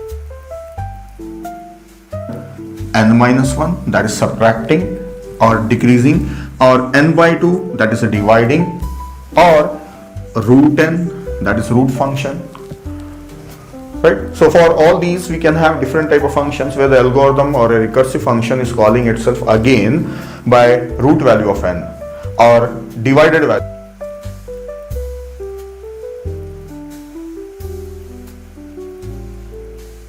Hi, next these are dividing functions. We will look at a dividing function. Already I have few videos on decreasing functions. Now this is called as dividing function. Reason, if you see in the algorithm or a function, it is calling itself for n by 2. If n is passed, then it is dividing n. See, if an algorithm is taking any parameter, let us say n, then it can reduce the value of n by either n minus 1, that is subtracting or decreasing, or n by 2, that is a dividing, or root n, that is root function. Right? So for all these we can have different type of functions where the algorithm or a recursive function is calling itself again by root value of n or divided value of n or decreased value of n. So already we have decreased value of n functions. Now this is dividing value of the function. If you have not seen those videos, you can watch them. Now let us solve this one. Let us prepare a recurrence relation. We will say this algorithm takes tn time. And there are two statements inside this one. So this takes 1 unit of time, and when this is a tn, what is this? Tn by 2. Then what is the equation? Tn is equals to these two. So this is Tn by 2 plus 1. This is the recurrence relation. Now let us write that recurrence relation here. Tn is equals to Tn by 2 plus 1. When n is, see, if you observe here, I have written 1. I have written 1. So if n is greater than 1, this is happening. If n is equal to 1, then nothing. So I can take constant, n is called, plus whatever the time taken. Will continue and divided and divided. See, when this is getting divided and divided and divided, at last what we will get? The unity value or the unit value for division and multiplication is 1. So it should stop at 1. And we know when n is equals to 1, answer is 1. So the purpose of go on dividing is to reach that 1. So we assume that we have reached till n by 2 power k, that is equal to 1. So now let us see what is the time. See, in this it is 1 step, then 1 step. In each there is only 1 step. 1 step. How many times this will take one step? Total how many steps are there? So we are doing it for k times. So these are k steps. So it means time is k. So it depends on the number of steps or the number of levels that this tree is having. So that is equal to k. See, this is 1 time, then 2 times, then 3 times, up to k times. Right? And we know that n by 2 power k is equals to 1. Since n by 2 power base 2, log n base 2. See, I'll write here. If 2 power 5 is 32, then 5 is equals to log n, or say big O of log n. So that's it. This is using tree method. So that's it. This is using tree method. Now let us solve the same thing using substitution method. Let us solve this by substitution. If we continue doing this, then what I get?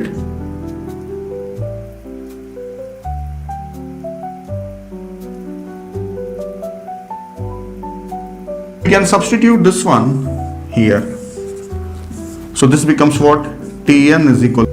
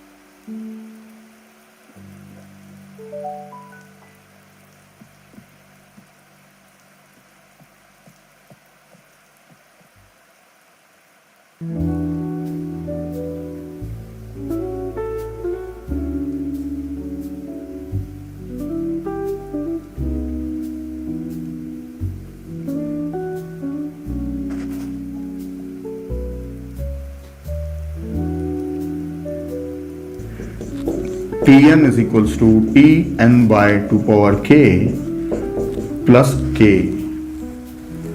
Fourth equation. 1 plus what is big O of n? So we got the same answer. So that's it. This form of equation, recurrence relation, we are getting the answer as log n. So we have solved using tree method as well as substitution or induction method. And we also have master theorem for this one. So we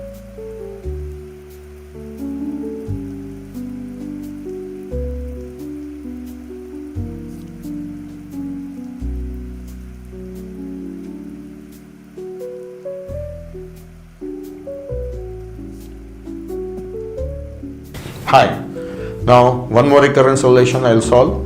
I have not written any algorithm. Directly I have taken a recurrence relation. And this is a dividing function. Tn is divided. I'll solve this using recursion tree method. See T, right? See, this is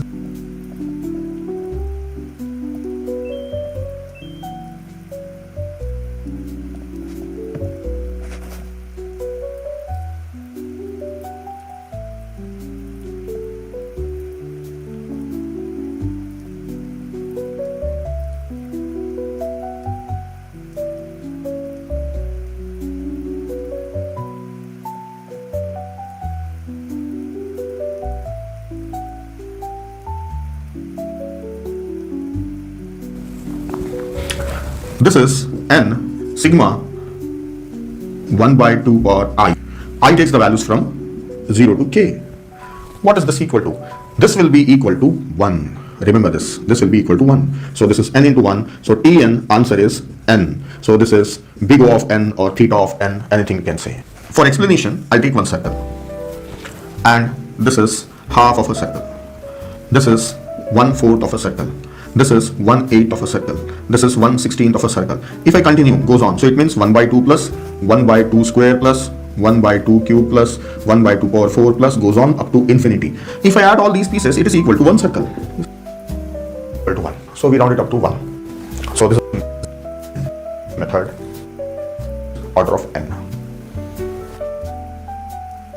So this is one method. Now next method, I'll use substitution method. Now using substitution method,